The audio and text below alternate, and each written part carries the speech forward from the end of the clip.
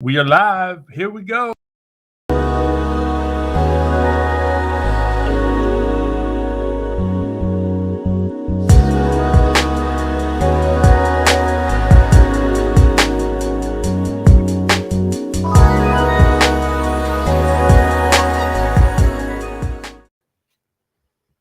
What up? A little dark here. Hold on. Let me change this around. Get some sunlight in here. There we go. Let the place up a little lived in. There we go. That's better. I feel more official. All I need is these headphones in my ear.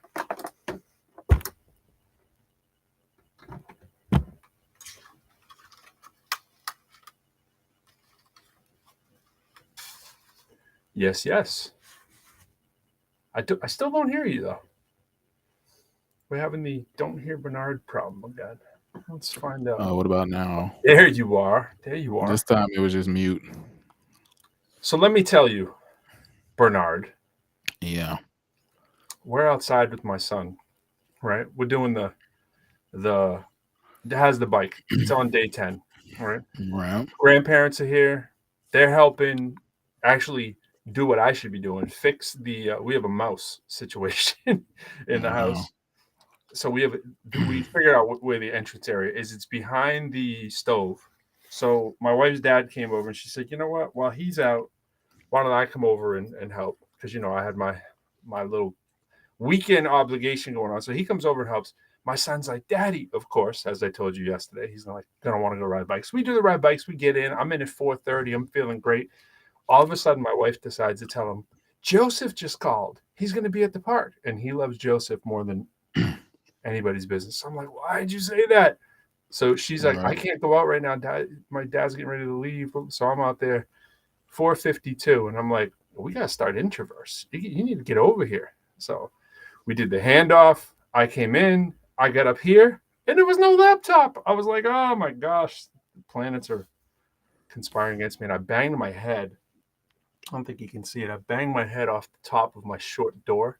So I was like, I'm not starting this off like with the bang that I wanted. It was a bang, but it was the wrong bang. So. Well, so that means you probably didn't get any the email I just sent. You probably just walked in the door. And I was just grabbing my phone here, and I was like, let me look. Let me see. Well, is it too late to change the title on this since we're out there? No. It's never too late. The passionate or passionate. It's passionate versus passion innate. Gotcha. Well, let me update that. Let me update that right now. And you break that down for the folks. Well, we'll get into it in a second. I just want to get all the little technical stuff so we can just flow. Also, well, I like that one though. That's clever. Yeah, I was thinking about that all this week. I mean, also, I don't know I put it in my description on my end in Facebook, but I'm not sure if you can update it on your end too, but just to make sure, our intro graphic people get their credit. Oh, yeah, okay. Cassette tape by Hey Rabbit, Brain by Karina from the Noun Project, just in case. I don't know if it'll, because I put it in my description, and so it just goes like when I share it, which, I haven't shared that. Oh, yeah. I think I have to edit mine. I think I can edit it. Let's try. Oh, yeah. Try. Let's see. Oh yeah, because you're gonna have to give me that link too for the Facebook. I'll send you. You mean the live link that's going right now? Yeah. Okay. Oh wait, is it up now? Let me see. It's probably up if you go back to it and refresh. Oh yeah, it's up. How did that even happen? I didn't even post anything. Interesting. I guess I guess it's just because I when I log in, it's like, do you want to send it to your channels? Okay, so it Yeah, just yeah, goes. yeah, yeah. That's that thing. That's that feature that they do have on here that the other ones don't have. So I tied that in. So once it starts, um, let me see if I can. Yeah, I can edit the original post. So, um,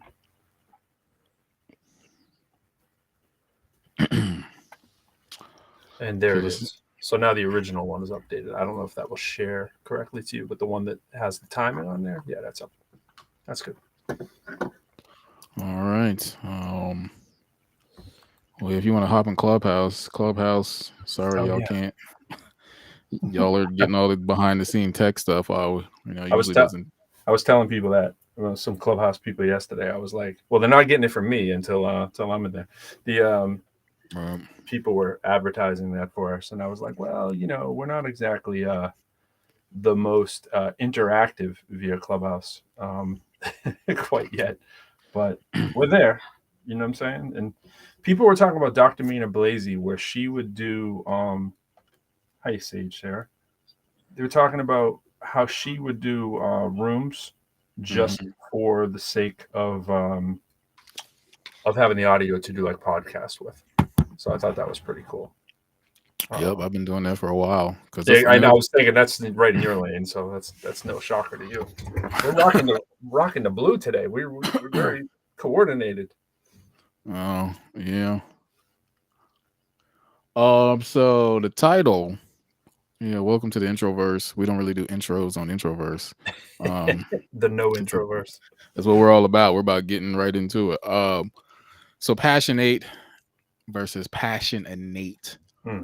So this week, I was thinking about not necessarily a particular story, but these stories or anecdotes that seem to happen, like when I speak to my mom, or Hmm. I don't know, people who are very convinced that the traditional way of education and work are the way they should be done. Right. So I'll say something like, well, if people were disciplined and if they were focused and if they knew what they wanted to do in life, like we wouldn't have so many of these problems. And the response Right. seems to be something like, well, everybody's not like that, or that's almost like you're lucky, right? Hmm. That Hmm. you're Hmm. that way. Yep. Yep. And so then I start thinking about there are certain people who are even at a young age, even if they can't say, oh, I know I want to be a lawyer, doctor, artist, whatever, they have a sense of focus, or they know like I don't want to do that. Like Know when what I they was in don't want to do. Yeah. when I was in English class, they'd be like, here, write these five on one of these five topics. Like I don't like any of these topics. Like I have my own thoughts. I want to write about something I want to write about. Sure. So I think I saw that brought me to this idea of like, okay, is it a thing in life where introverts are just more naturally passionate, or the passion is innate, Hmm. Hmm. whereas maybe someone who is extroverted it just has a disadvantage where the passion is not innate. So some Mm. people will instantly go like, oh, well, nature, nurture, or you can't say things like this. Like, but I have to go to the idea then. It's like, okay, why is it that some people at a young age can just be like focused? Like Right. they don't have to be taught. Maybe they have a certain upbringing, certain kind of things in place in their home.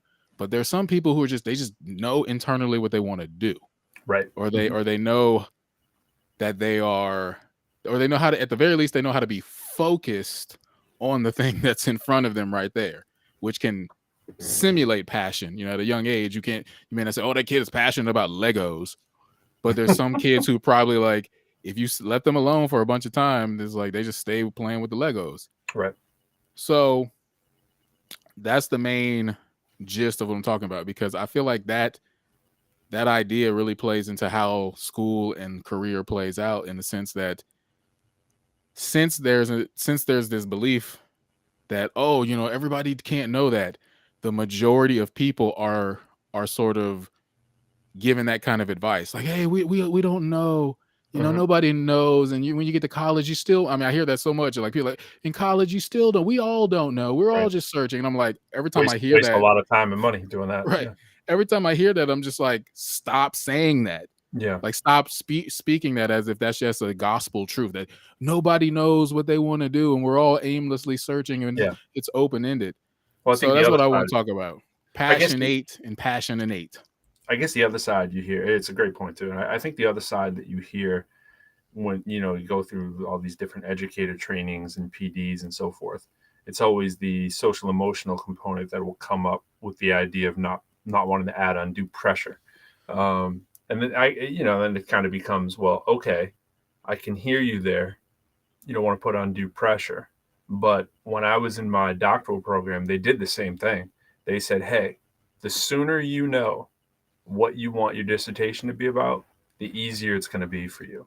And I'm like, okay, did that just shift? Like we don't have any pressure? Like, you know what I'm saying? Like you hear from the same educate, because I mean, my doctorate was in education. I was in an educational program. And I'm thinking to myself how funny that is, because they would preach that in all the classic education kind of programs. They'd say, hey, you don't want to pressure the kids too much. I mean, yeah, you want to kind of gently nudge them and kind of, explore, survey, find out what it is that they might be inclined to. That's where all these strengths tests come from, and all the like of that. But then it's like, okay, but then you get us in the program, and all of a sudden you were pressuring us on day one. Now, I was happy, because I was happy that I was encouraged to know what I wanted to do right out the rip, and I kind of did. I was like, oh, great, green light. Let me just kind of narrow in on it. And first Right. class, I was like, let me start making, sort of a list of stuff that I want to pursue and go at it, which saved me time and money. And I did it in the minimal amount of time, I think, as a repercussion of that. I went in kind of knowing, so. Well, it brings up two major points for me. So if the overarching narrative is none of us can know, it's an open-ended kind of approach to life. That Yeah. means, one, the people who do know and who are very introverted, the sort of wave of paradigm just pushes you out of, oh yeah, come on, kid, you just got to come along, like we're all doing this, and you're like, no, Right. I literally am different than you. Like I literally have a sense of what I want to do, Yep. but I'm being told I have to do it your way because you all don't know. Mhm. And that's kind of like the group project, the classic group project. Like, well, come on, man, can we just turn this in? And the person's like, no, can we like do it? Can we actually do it right? Mhm. And then the other thought I was thinking about was, what was it? It's I have to try to remember the other thought, but it's basically just that majority versus the standalone person. Mhm. It just plays out in in how people think about how education is done, how career is done.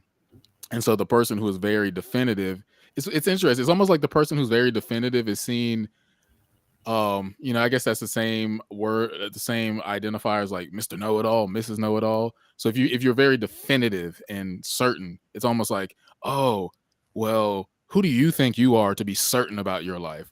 Or, Mhm. who do you think you are to be certain about what you want to do? Almost like it's an offensive thing Mhm. to be very certain in yourself and know what you want to do. Yeah. And you should be like the rest of the group who's still searching. Well, what age would you think it makes sense for someone to sort of have that feel by? Do you think that's a valid question, even, or is that the wrong question? I think it's born, and I think it's in us all. I think all of us have a core, I don't know, Play-Doh, whatever you want to call it. We have the thing in us that we're going to be. Hmm. Now, do you know the specifics Right. and the exact working out of it? No. So, okay, I'll give you, I think we talked about this on maybe a clubhouse room. I started thinking one day, I was like, what would be my perfect school? It's like, okay, kindergarten to like third grade, you'd be placed in all these different playrooms. Like, oh, construction worker, nurse, lawyer, artist, doctor, mechanic. Like it would just be rooms full of play, but Yeah. they'd be Right. themed. Right. Then from like fourth to sixth grade, you get a little more structured. You still see if that kid gravitated towards construction or art or Yeah. math or science, whatever. So then you still put them in that room, but now you start introducing a little more rigor into it. It's like, okay, now we're not just Mhm. playing with blocks. Let's talk a little bit about how blocks stack and how gravity works upon them, blah, blah, blah. Eighth through high school, it should be a little more definitive of, okay, you're about to leave this place and go to another place. Let's start talking about let's think about 3 choices that you might do. Like, is it architect? Is it like interior designer? Is it like set designer? Mhm. So you're leaving it open, but you're still giving them a sense of focus. Like, hey, you're Well, into design and craft and yeah. Yeah. building, but now you're getting a little more rigidity to about it. But I think it should be. I think from the start you can see what kids gravitate towards as early as when you're born. Mhm. I have 50% objection and 50% go along. So, and I freely admit that I don't know. I I so let's start with the objection side. Right. Um, I was born in Lowell, Massachusetts, and a lot of my friends still live in Lowell, Massachusetts.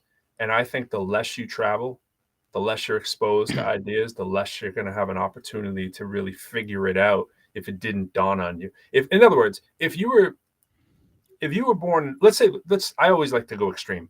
Let's say you're born in the worst possible situation imaginable, and Right. everyone's doing the same thing, and you're like, "Hey, I'm going to be whatever everybody's doing." I just read a book about a janitorial company, and imagine cleaning toilets. Right, everyone around you cleans toilets, and actually, it's funny in this book they go on to do amazing stuff at this company, and everyone wants to work for them. Everyone you know is cleaning toilets. You can see where I'm going with this is that, you'd be like, well, my dad cleaned toilets, my mom cleaned toilets, my grandmother cleaned toilets. You're either going to do one of two things. You're going to say, I certainly don't want to clean toilets, or you're going to say, I want to. And you could probably make the argument that if there's not much else outside of cleaning toilets, where are you going to come up with these great ideas? And then I think the better question is when. And then maybe your counterpart next door, who also has a bunch of cleaning toilet people, they get to do travel abroad and they get to do, exchange or something. And then all of a sudden they go to Germany and they go see Osberger Turbine Company and they're like, yo, these turbines are amazing. I want to start a hydroelectric power plant. It's like where you would never come up with that idea, I guess. And so that would be the objection. And then the counter to that, I think, is like, sort of your point. It's like, well, you're probably going to have an inkling towards which kind of things if you've been generally exposed to anything not in these extreme situations, whether it's television, whether it's reading a book, but not everybody has the ideal upbringing. And just, Right. it's like, I think we're saying it from a point where everything's normal, and if everything's not normal, I can side with well, let's let them, explore a little bit more. The bad thing, though, is, and you kind of were alluding to this, if they have the three general things, then you're not going to waste their time. Well, let's say we're sending them to college, right? Let's say you're going to Embry-Riddle, okay? And that's where Right. you're going to go. You're sending someone in a STEM kind of school. You wouldn't be sending them there if the student didn't have an idea. So what are we saying? We're wasting everybody's money for everybody else who doesn't know. We're just going to send everybody to a general, quote unquote, liberal arts education. Right. When we know, as you know, in architecture or engineering, it's critical some of those classes that you have in your first and second semester, or you're behind the curve. Like engineering is not like other majors. You need those critical second classes, or you're behind the eight ball. So are you going to send someone who's an engineer just to like liberal arts school, or vice versa? At some point, it's like you're wasting someone's money if they're not in the right institution for those three general things you said. So Right. it's complex. I don't know your thoughts on that, but This is well, there's so many things to talk about. I'm just trying to think about which. Okay, as you know, I'm not a normal person. I'm definitely just not. I just I mean, definitely, especially because I approach things from the spiritual part of life too. I always incorporate that into my thought process. Mm-hmm. So someone who's very I like, don't know if that makes you abnormal. I have a spiritual outlook. Oh, well, man, crazy nut. well, I mean, to the person who considers himself quote unquote down to earth, they do see that as not normal Down to because, earth. Mm. like, when I think about life, my thought process always says like plus God. I'm never just like, well, we can't do this. I never see things as just like this is the limit. I'm like, there's the limit, and then when you add plus God, This then is that would definitely not why Bernard is crazy. There's more to the crazy story. I don't consider it, but other people, for them, that is out there. Like, That's the one. That's you the know, thing they pick from you. That's the crazy thing. Because I was thinking a few other things. I was just, oh, okay. Well, yeah, we should have a whole show on that. But I mean, okay, so because like the way I think of, okay, it's funny you say imagination. As you know, that's like my bread and butter conversation, imagination. By the way, And for a lot of people, they think that's like a flaky thing. When I actually think imagination is the ultimate equalizer for every human being. We just lost video. I don't know if you meant to do that, but um It was just me because I was bending over in an unflattering way, and I didn't want people oh, to have okay. to look at the back of my head. It wasn't that kind of bend over, but it was like this was, by the way, this was the book. Speaking of, you just said dream, and that I just finished, and we'll Dream talk about that manager, later. interesting. Relates a lot to what you're saying right now. But I think imagination is the ultimate equalizer for all human beings because I see the world like this. As you were saying, no matter where you're dropped into whatever situation, family, whatever throughout life, I think your imagination is the thing that gives you the power to like catapult yourself out of that. Because your imagination is that ability to see that which is not able to be seen yet and to envision yourself becoming something that no one thought could happen. And so if we always say, but this person didn't have finances and this person doesn't have access, it's like there's realities to that, sure. Like, yeah, if you want to start a music company, then you probably need some equipment. Like I'm not denying that you need things. But I always think about things from the very beginning of life. Well, like how do you define music, right? You think the people who first started music were like, "Oh man, we don't have MIDI keyboards." No, they had like rocks and sticks and they had voices. So Right. like to them, the idea of being a musician was not limited by the resources. They saw themselves as no, we are God image beings. We are the music. We Pretty sure they create didn't call things. themselves musicians anyways, but they were just, "We're But gonna make music." yeah, I mean, a lot of people approach the mentality from like, we have to have these things in order to be something. Or as I see it, it's like, no, we are the creators Mhm, and we have created the world. I mean, look at the world around us. It didn't just happen. We imagined it into being. We built the skyscrapers. We mhm. built the internet. Like it didn't just we stumbled upon it and it's like, oh man, now I have access to the internet. I can do it's like, no, you created the internet. So I think the problem is people think very backwards about resources, access. Yes, there's a reality as that was there's a quote that says we build building or like we form buildings and then they form us. So there's some truth to that. Like once you start building things and then you start living within them, you start becoming dependent upon them. It's like, oh, now that I live in a building, I'm used to heat and I'm used to, air conditioning and I'm used to internet. So now there is a reality that if I want to interact with the rest of the world as we've created it, yeah, I do need those things. Yeah, But I always want people to remember, like, do not get so dependent upon this created world because you're going to start limiting yourself. You're going to start being like, oh, we can't, nobody can do anything, nobody can do a different job anymore. It's like, what are you talking about? Like what in the world are you talking about? It's like you are a human being with an imagination, with the ability to draw things in your mind that don't exist and make them come into reality. right. So I guess that's my major thing is like, I'm not saying that there isn't realities to how people grow up. I'm just saying your reality is not your final reality unless you allow it to be. Mhm, mhm. Absolutely. I think when I went into, high school, I was influenced by a lot of movies that were out at the time, or not at the time. That actually came out before. That I used to go with my grandmother to the movies. My grandmother was my movie source, and I and then and then HBO and all that kind of stuff. Actually, grandma was the access to HBO too because she had that stuff before we did. So I'd go over there. She had the HBO, the Cinemax, the Showtime. And you're watching these a lot of times with my grandmother was watching classic movies, watching like Alfred Hitchcock and all this kind of stuff, right? Shows that you watch currently, Columbo, right? Like watching Columbo. your boy Columbo, man. It was taking me back in the day, man. My grandmother used to love her some Columbo. Um, I was watching all the music shows, and I think about okay, literally, I was watching Menudo, I was watching Ricky Martin, I was watching Viva Alegre, which was a Latino based kind of like Zoom or Sesame Street for like slightly older kids. I was watching Soul Train, Solid Right. Gold, the old school ones too, like Donnie and Marie and Lawrence Welk, right? And all these shows. With Lawrence Welk was a trip. Um, and then what was the other one? American USA Dance Party, American Bandstand, right? All these shows. And you think about what I end up doing, right? Right. And it's like, okay, all these kind of shows are in front of me, and I'm watching all these dance shows. And then on the other side, I'm watching a lot of science fiction shows. I'm getting more and more into math. And I know that I was influenced by science fiction to want to do I remember saying I need to be better at math, even though I'm pretty good at it in terms of calculating. I need to be better at math to understand the language of science studies nature, and the language of nature is when we write it back in science is through mathematics. That's how we make it precise. And so I was like, boy, I need to step my math up. And what my high school did, my high school said, hey, anybody who has math skill, well, we're going to throw them in the economics and business and accounting program, and it just crushed the creativity. I've said that before. It was just like, this to me, no, this is not what I want to do. I like this music stuff over here that I'm doing.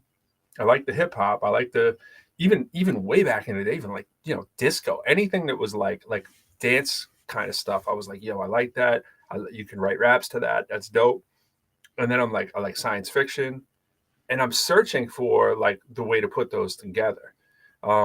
But it's like, am I to believe that if I didn't see that on TV, that I would have either not found that or that I somehow would find it another way? Like it would just call to Right. me.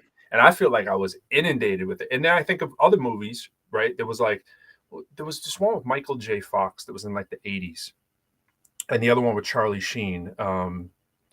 They did the remake recently. Michael Douglas. Wall The Street. Wolf of Wall Street. Wall Street, and not the Wolf of Wall Street, but just Wall Street. And Right. Wall Street it's what Donald Trump wanted to be. It is literally what made Donald Trump actually, I think, go on steroids, because Donald Trump was the person that you'd hear in public right about after I saw the movie Wall Street. And I was like, I think this guy saw Wall Street too, because it made it so sexy to con people in a deal. It made it so sexy to reap money from the stock market and rip off people and live the high life and be in the billionaire boys club kind of thing. It made that fancy. It made that cool. And I remember watching that movie and I was scared by all the stuff that was happening in that movie. Like, I'm just naturally scaredy cat, I guess. I'm like, oh, the police were looking at these people like they're breaking laws and they think this is cool and this is what business people do. And I'm like, yo, like, I want to go to business school, but that's not what I want to do. So I want to learn the creative part. Again, the music. I'm like, let me do business, but let me do marketing, I guess. All this stuff going on in my head, and I'm like, I'm just a product of the environment of which I was in. But my high school was like, oh, you like business, you should do the business program, we should do business. And I'm Right. thinking all the shows that I saw in business, like almost scaring me out of business, watching those. Now, Secret of My Success, though, was funny. Michael J. Right. Fox goes from the mailroom to like running the company or whatever. Right. And Right. he's kind of like it's a playful idea of the same idea. He's a con artist that makes his way to the top. And Michael Douglas movie, it's like they're just blatantly corrupt and trying to make as much money as they can, living the cocaine, drinking, excess lifestyle. Um, and then it's not too far behind rap pushing kind of the same story through the music. The music was changing too, like about, the next decade, where that became the same kind of imagery that you see, especially emanating out of New York. That was kind of the vibe. And it's just funny how, I think about if I was born in the Midwest, listening to that music, it's like what I grew up doing country. And would that still reach the passion innately in me? Is it just the music Right. part, or is it truly the hip? It makes you question yourself, right? It makes you go, what is the innate part? Is it just creativity? Is it, I don't know. You know what I mean? It's like, well, what is that? Because I guess we don't have access to really, really know. It's like, what is that kernel? What is that mustard seed? Is it you shall be creative, or you shall like music? Or, how different would it be if we were born in a different spot, Right. I guess. You know?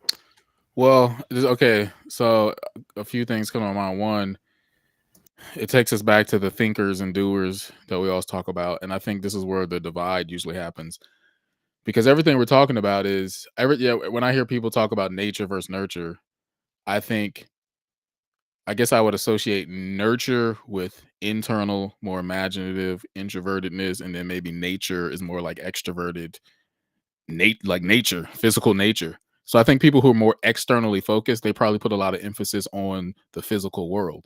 They think, oh, I became this because of my environment. I remember I hear people say that, and I never understood. It's like, man, I'm a product of my environment, and I always felt like, no, my environment's a product of me. Like, like I always feel like wherever I go, I'm taking my world with me. So when people ask me where I'm from, I'm like, what are you talking about? That's why I just probably one reason Hmm. I hate that question. Like, where are you from? I was like, I've from always here. disliked that question too. It's like I'm from here. I live here now. Like wherever I go, if I was in New York, you're like, where are you from? I was like, I'm from here.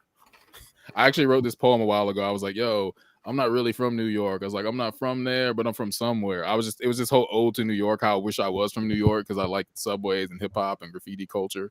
Right. But like, yeah, I feel like introverts, we carry our world with us.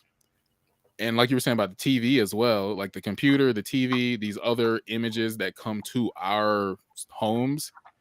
I guess for me, TV is like a sort of equivalent of a type of imagination. You know, someone else's imagination, their image, a nation coming to you. So you're seeing these worlds without actually going there. Right. Because as we talk about, it's like we could see something once, like, yep, never need to do that. Yep. So I could watch a documentary and be like, yo, that's so dope. Do I need to go there? Nope. Nope. Came to me. Exactly. You know, Exactly. I don't need to travel. It came to So me, right? I know I it think kills me when people say that. Like, oh, you haven't, you just don't fully know it. Yeah, but I know like 90%. You know, and then 90% made the decision for me. You know. So that goes to your question about like, okay, was it like the seed in me or was I influenced? I think it has a lot to do with your default. I think if you're born oriented towards introvertedness, you're probably already thinking to yourself, I know what I want to do. Like I've seen enough TV, I've read enough books, I've heard enough conversations, I've thought enough thoughts, I've had enough interactions with people to be like, yeah, I'm good. I don't need to go out and see the world and come back and be like, wow, now that I've seen that. Like, yeah, all of us experience that on some level. I'm sure if I went and saw some architecture feat like the pyramids, I might be like, whoa, I'm sure going to be impacted. But I think I could be at home and see the books and just still be like, whoa. Yeah. You know, there's going to be a sheer size thing that when I'm physically present where I feel dwarfed and I'm like, man, that was an experience. On the extreme side again, which is always, it gives me clarity when I go to the extreme side.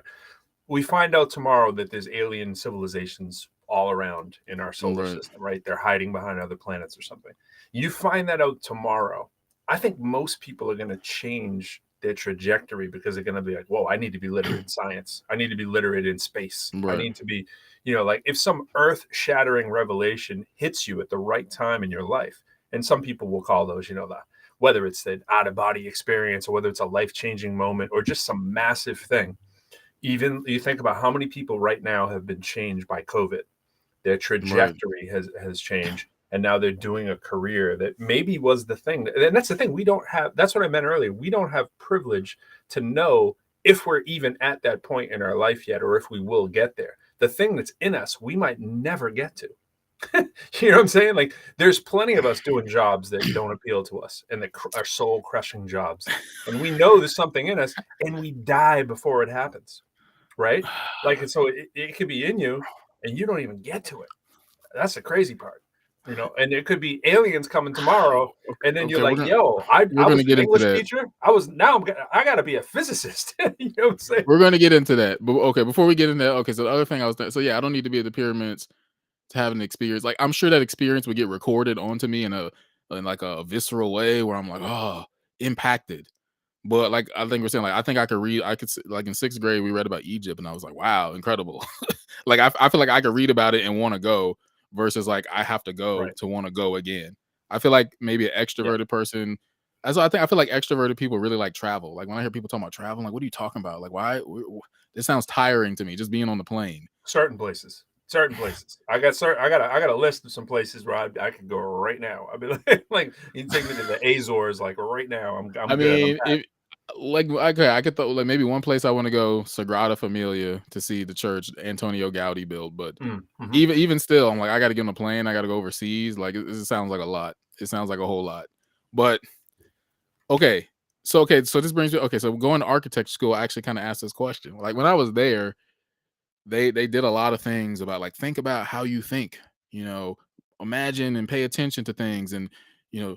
It's very interesting. It was a lot of like almost like double entendre. Like they would show us like you can use this and give it a second use and a third use. So the question I used to ask myself was like, at this program, did it draw that thing that was already in me out, or did I become inspired to be like that?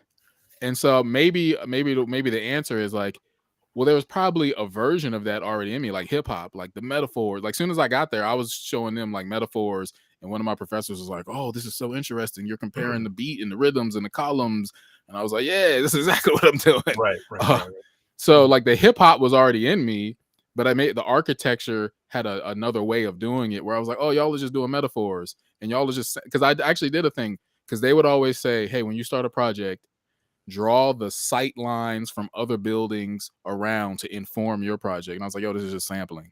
So I started saying that. I was like, y'all are just sampling. Like, if you look at Right. Thomas Jefferson, he's sampling from Yep. the Maison Carré and the Pantheon. Like, he's sampling. I was like, y'all are just hip hop artists using architecture. Yep. So you could make the argument that that core version, like the pure thing in me, of like metaphors and double meanings, was in me, That's and what I it is. did it hip hop. You did it And then the through hip hop. architecture just was like, oh, here's another And form to do that. I gel with that. That's kind of where I was going with the whole leading of those questions, is that I feel like there's this general thing that, Right. of that passion. Like when you're born, we don't know what hip hop is. You know what I'm saying? Like, unless you were born like right into, my son might have a better idea than Right. I did when I was 7, 8, 9 years old. You know what I mean? Like, you think, and it's like you see it firsthand. You're like, oh, okay, maybe I'm getting a better. If you, I guess what I'm saying is, you've got a couple parents or something that are in that, you're gonna come up in a little bit quicker. But otherwise, it's what's the thing that excites you, and can you name it? Like, in other words, hip hop doesn't excite me for hip hop's sake. There's an element or elements about hip hop that excite me. And the more you do something, I think the more you can kind of refine what it is that attracts you to it. Even if you think about, another person, what attracts you, but is that person the only possible person you could be with? Right. Probably not. It's probably the qualities that if they score high on the qualities that appeal to you, then Right. they're in the running. And because of the sheer nature of having over 7 billion people, on the planet, there's going to be millions that are in that category. That's the fun. People talk about 1 in a million. I mean, it's like there.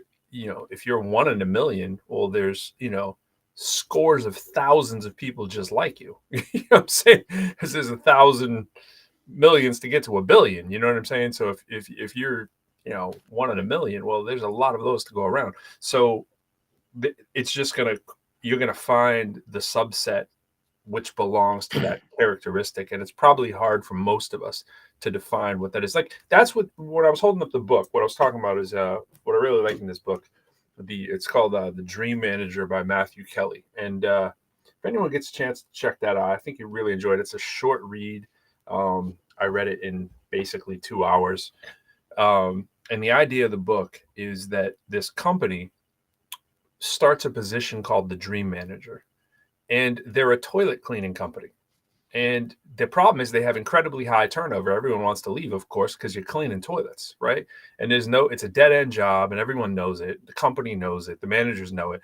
And they're like, this is killing me, because as most people who've ever ran a business or in a business that is unfortunately inflicted by turnover can cost you about 150% of the salary of the person that you lose annually.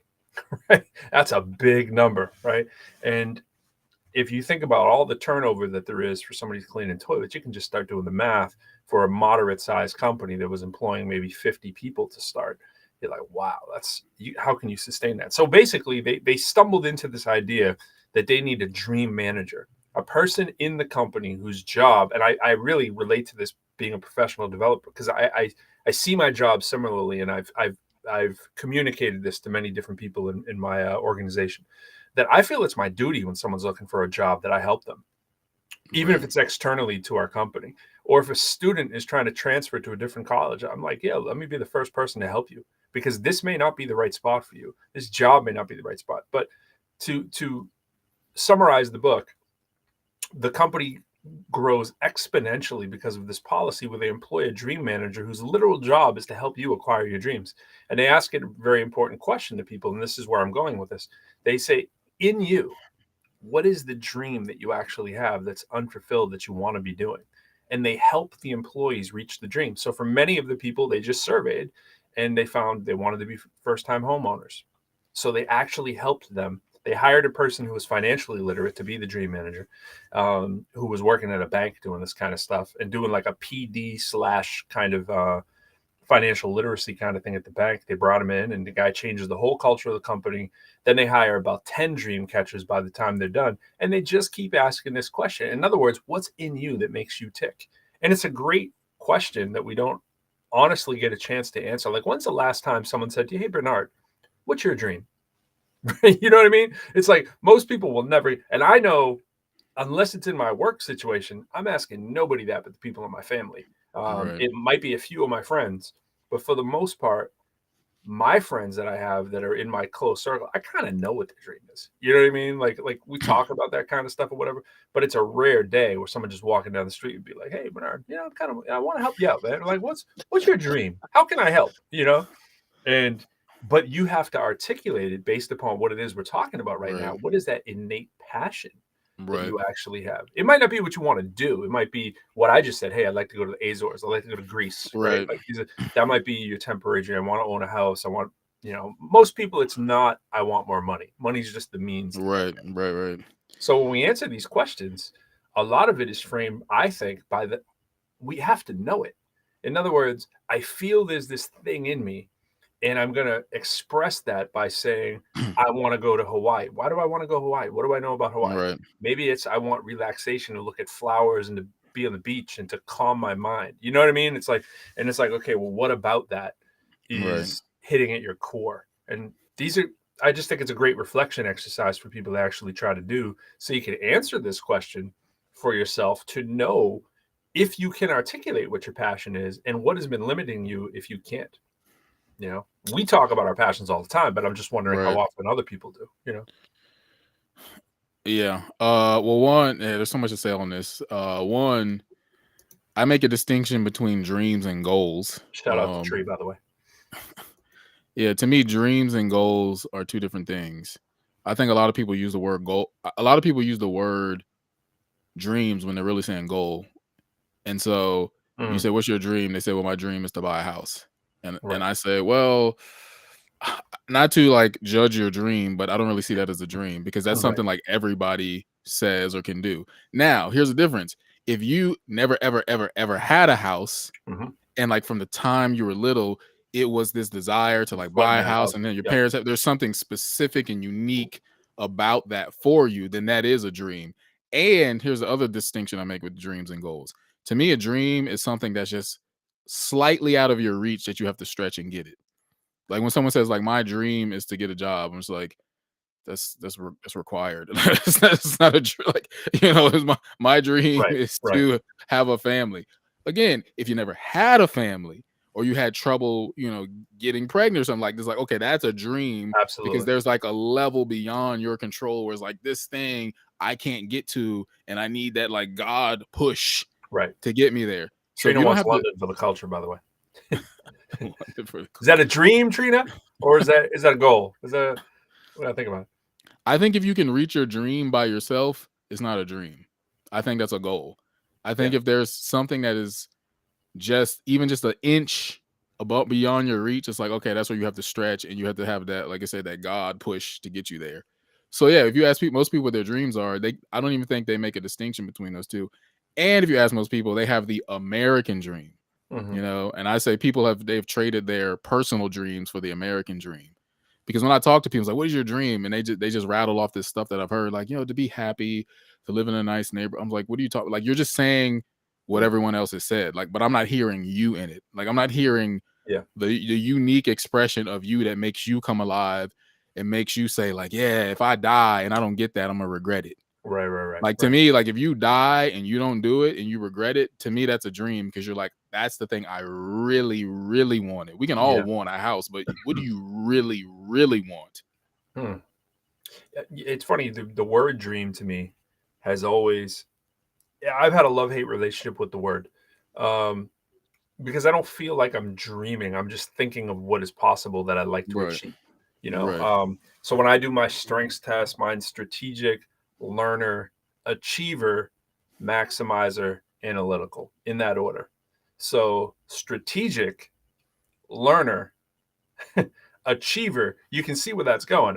My train of thought is I'm going to plan a way to figure this out so that I can achieve this. That's hmm, never felt like dreaming for me. It's felt like self-actualizing what it is that I see right, as possible. Like I've never said like, like I want to fly. I mean, like I've not wanted to do something that's relatively impossible, without the aid of, technology or whatever. Um, so maybe that's why my stuff has been rooted in stuff that I've always believed to be possible. But at the end of the day, those things have to do with impact they make upon other people.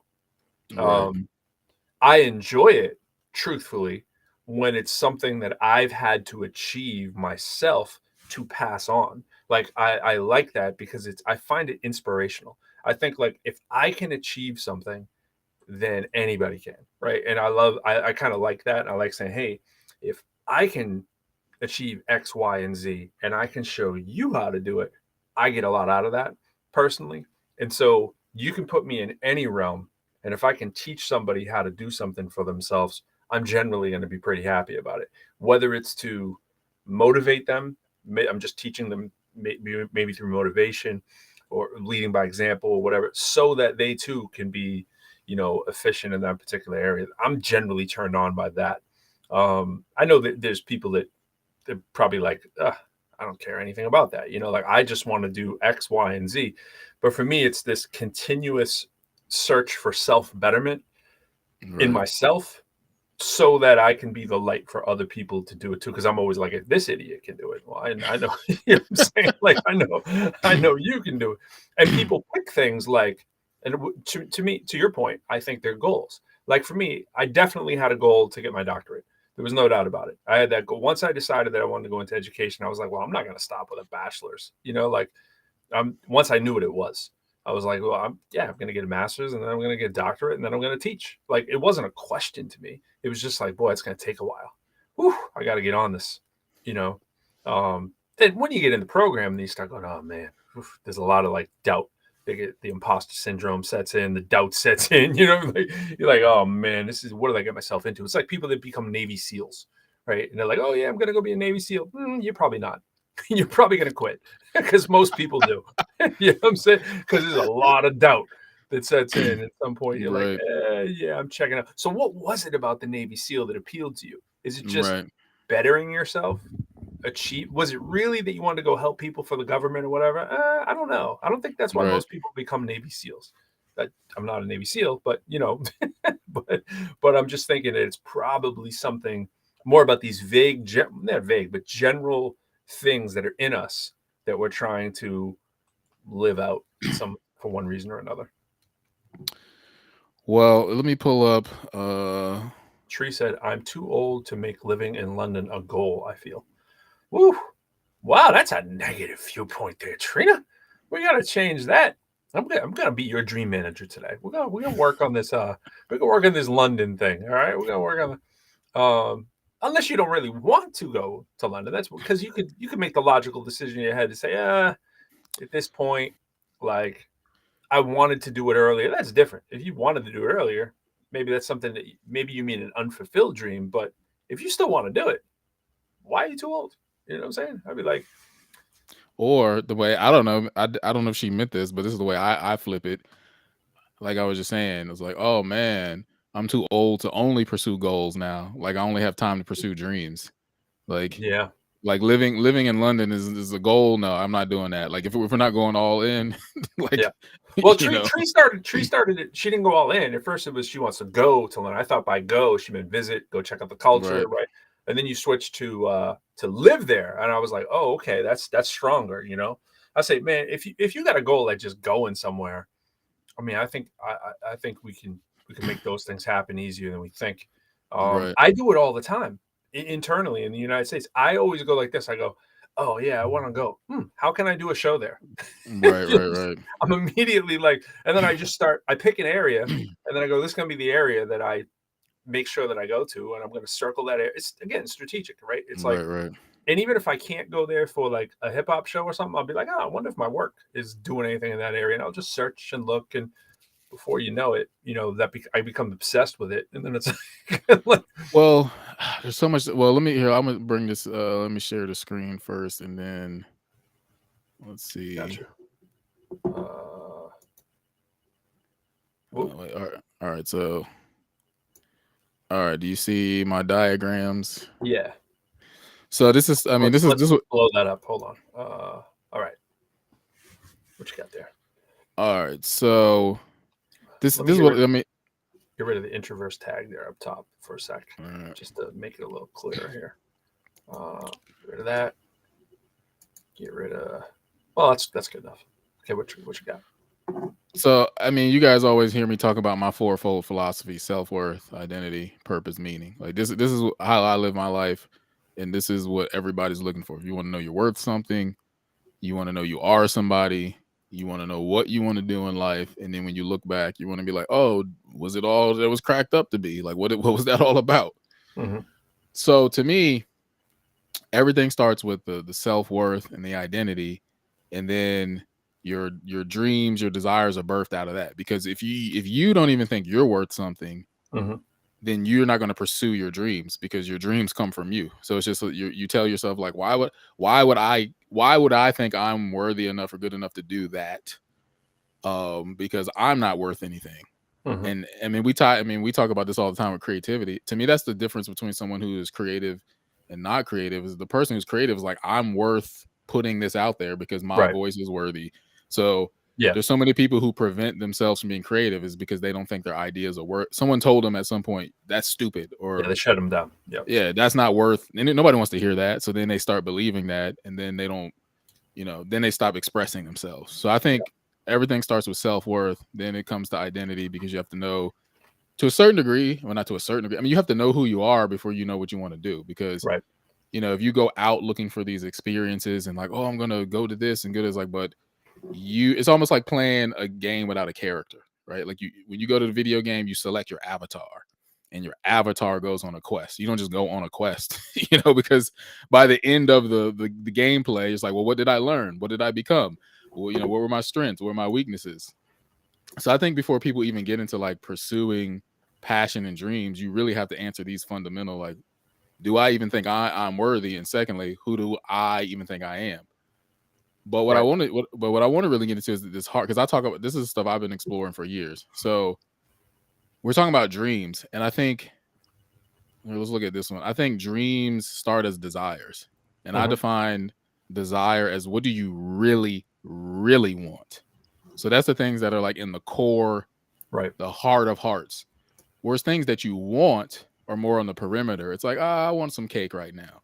Yep. It's like, oh, do you want to come drive to my house 30 minutes to get this cake? It's like, I don't want the cake that bad. Right. I kind If of you're want not, yeah, it's like, I did want cake until like you're saying, until I saw the obstacles, the doubts, the frustrations. I even did a wordplay, and I said, well, how bad do you want it? So it's like, well, how much bad in your life are you willing to deal with to get it? If you're not willing to deal with bad, you don't want it that bad. But desires, those are the things that are, like, I think, unthwarted.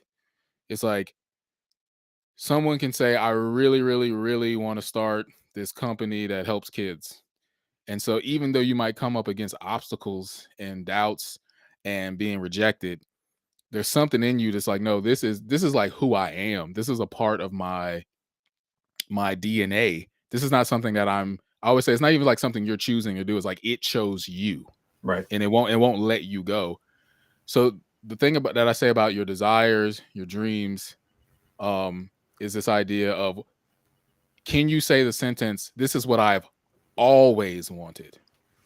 The keyword always. So like for me, I love making music, and I've always wanted to meet Timbaland. Mm. Like, I listened to his music. It inspired me. It influenced me. Every time I hear his beats, I'm like, yeah, that's the kind of music I want to make, with the complexity of the drum rhythms. You're not just doing regular stuff. You're putting everything in there. So if I saw Timbaland next week, I was like, man, I've always wanted to meet you.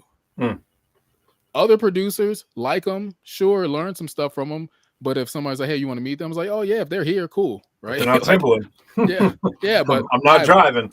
I'm not driving. Like, but I've always wanted to meet Timbaland. If they say, hey, you want to take a flight over to Spain? As much as I don't like to travel, as we talked about, I've always wanted to meet you, Timbaland. Yeah, Yeah. I'll take that flight. Yep. So I think that's the difference between just a regular everyday kind of want or Right. urge, but like a deep desire, a dream. Those things are connected to words like always and really, really want. What have you always really, really wanted? And I'm gonna stop sharing screen, but I think that goes back to what I was saying at the beginning. I think That's why I think it is in you from birth. I think when you're born, there's something that was always in you from a young kid Mhm. that to this day, someone said, "Hey, what did you always want to do?" And you could go back to that little finger paint, like, yeah, I maybe I didn't want to be an artist, but I wanted something with color and paint, or yeah. My mother keeps all the little, things you make in kindergarten through like, 5th grade or whatever. In 6th grade, actually, she has all that stuff. And I think mine was kind of classic for a lot of little boys. I think I had be a trash man because I got to ride in the back of a truck. I thought that was incredible. Hanging on the back of a truck just sounded amazing to me in 1st grade. Um, I had to I had to point out that there was more to the job than just that, but I was just like, I just would watch them go by the house all the time, like, oh, they're on the back of a truck. And being a baseball player was always exciting, right? And right, I stopped liking baseball because I didn't like the team. And so mm, I didn't like the environment. I didn't like sitting on the bench. Hey, I didn't have anything in common with anybody who played baseball. Every single baseball team I was on, I generally didn't like people, and it's a shame because I like the sport. I mean, I'm umpiring right now. I'm saying, like, I love baseball, but I don't want to. I don't know these people. You know what I'm saying? I mean, classic, right? Introvert. Like, I don't want to make friends with these people. like, but it was. I actually think though, I'm not like that. That I'm just like I don't want to make friends with people. I was just like I don't want to make friends with these people. And I started getting right, I started realizing I didn't have a lot in common with the whole baseball culture kind of thing. Um, but it's like that's another one of those examples where it's like, okay, but I've actually found it through umpiring, right? Right? You know what I'm saying? And like going to baseball and playing with my son, being my son's coach 2 years in a row, Actually, I'm sorry, with baseball, just 1 year. He's only done it 1 year, but basketball, same kind of thing. Love basketball. Not gonna be on the Celtics, but I played in my game today. You know what I'm saying? And it's like you don't always have to do these things as your career to be living out your. And I see this so right, often when I right, speak to students. They're like, "Yo, I want to be a rapper," and it's like, okay. When you start talking about all things, they might be like you and say, "Yeah, I don't really like to travel." And it's like, all right, you realize that's gonna be difficult, right? To do this on a like a career level. It could supplement in your home market. I did it for years in my home market and only travel now and then. But it's like there's gonna be a point to. And I wanted to talk to you more about that too because it's interesting because I've turned the corner on that with the travel, and this happened about 2 years before COVID. I told you before too that I was also scared of flying, scared of heights, just have anxiety around it, and I got to a point where I realized it was a necessity for part of the dream, which being an entertainer who's also an educator and professor, right? That's kind of like what I've always wanted to do since I've been able to articulate it. And right, I knew early on with the logic of it that I would need to travel, but I'm just like you. I get the anxiety about, oh, I got to get a hotel. I got to go. And I'll tell you this at a higher education institution, I don't know if you guys have this in K-12 at your place. We have a whole travel person. I mean, like when I'm traveling for work, that stuff's done.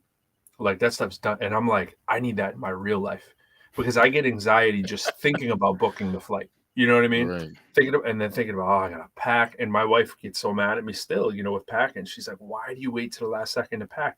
And I'm like, well, you know why? It's because I don't really want to do it. It's like right, I don't really want to. But I've turned the corner in terms of knowing that I have to do it.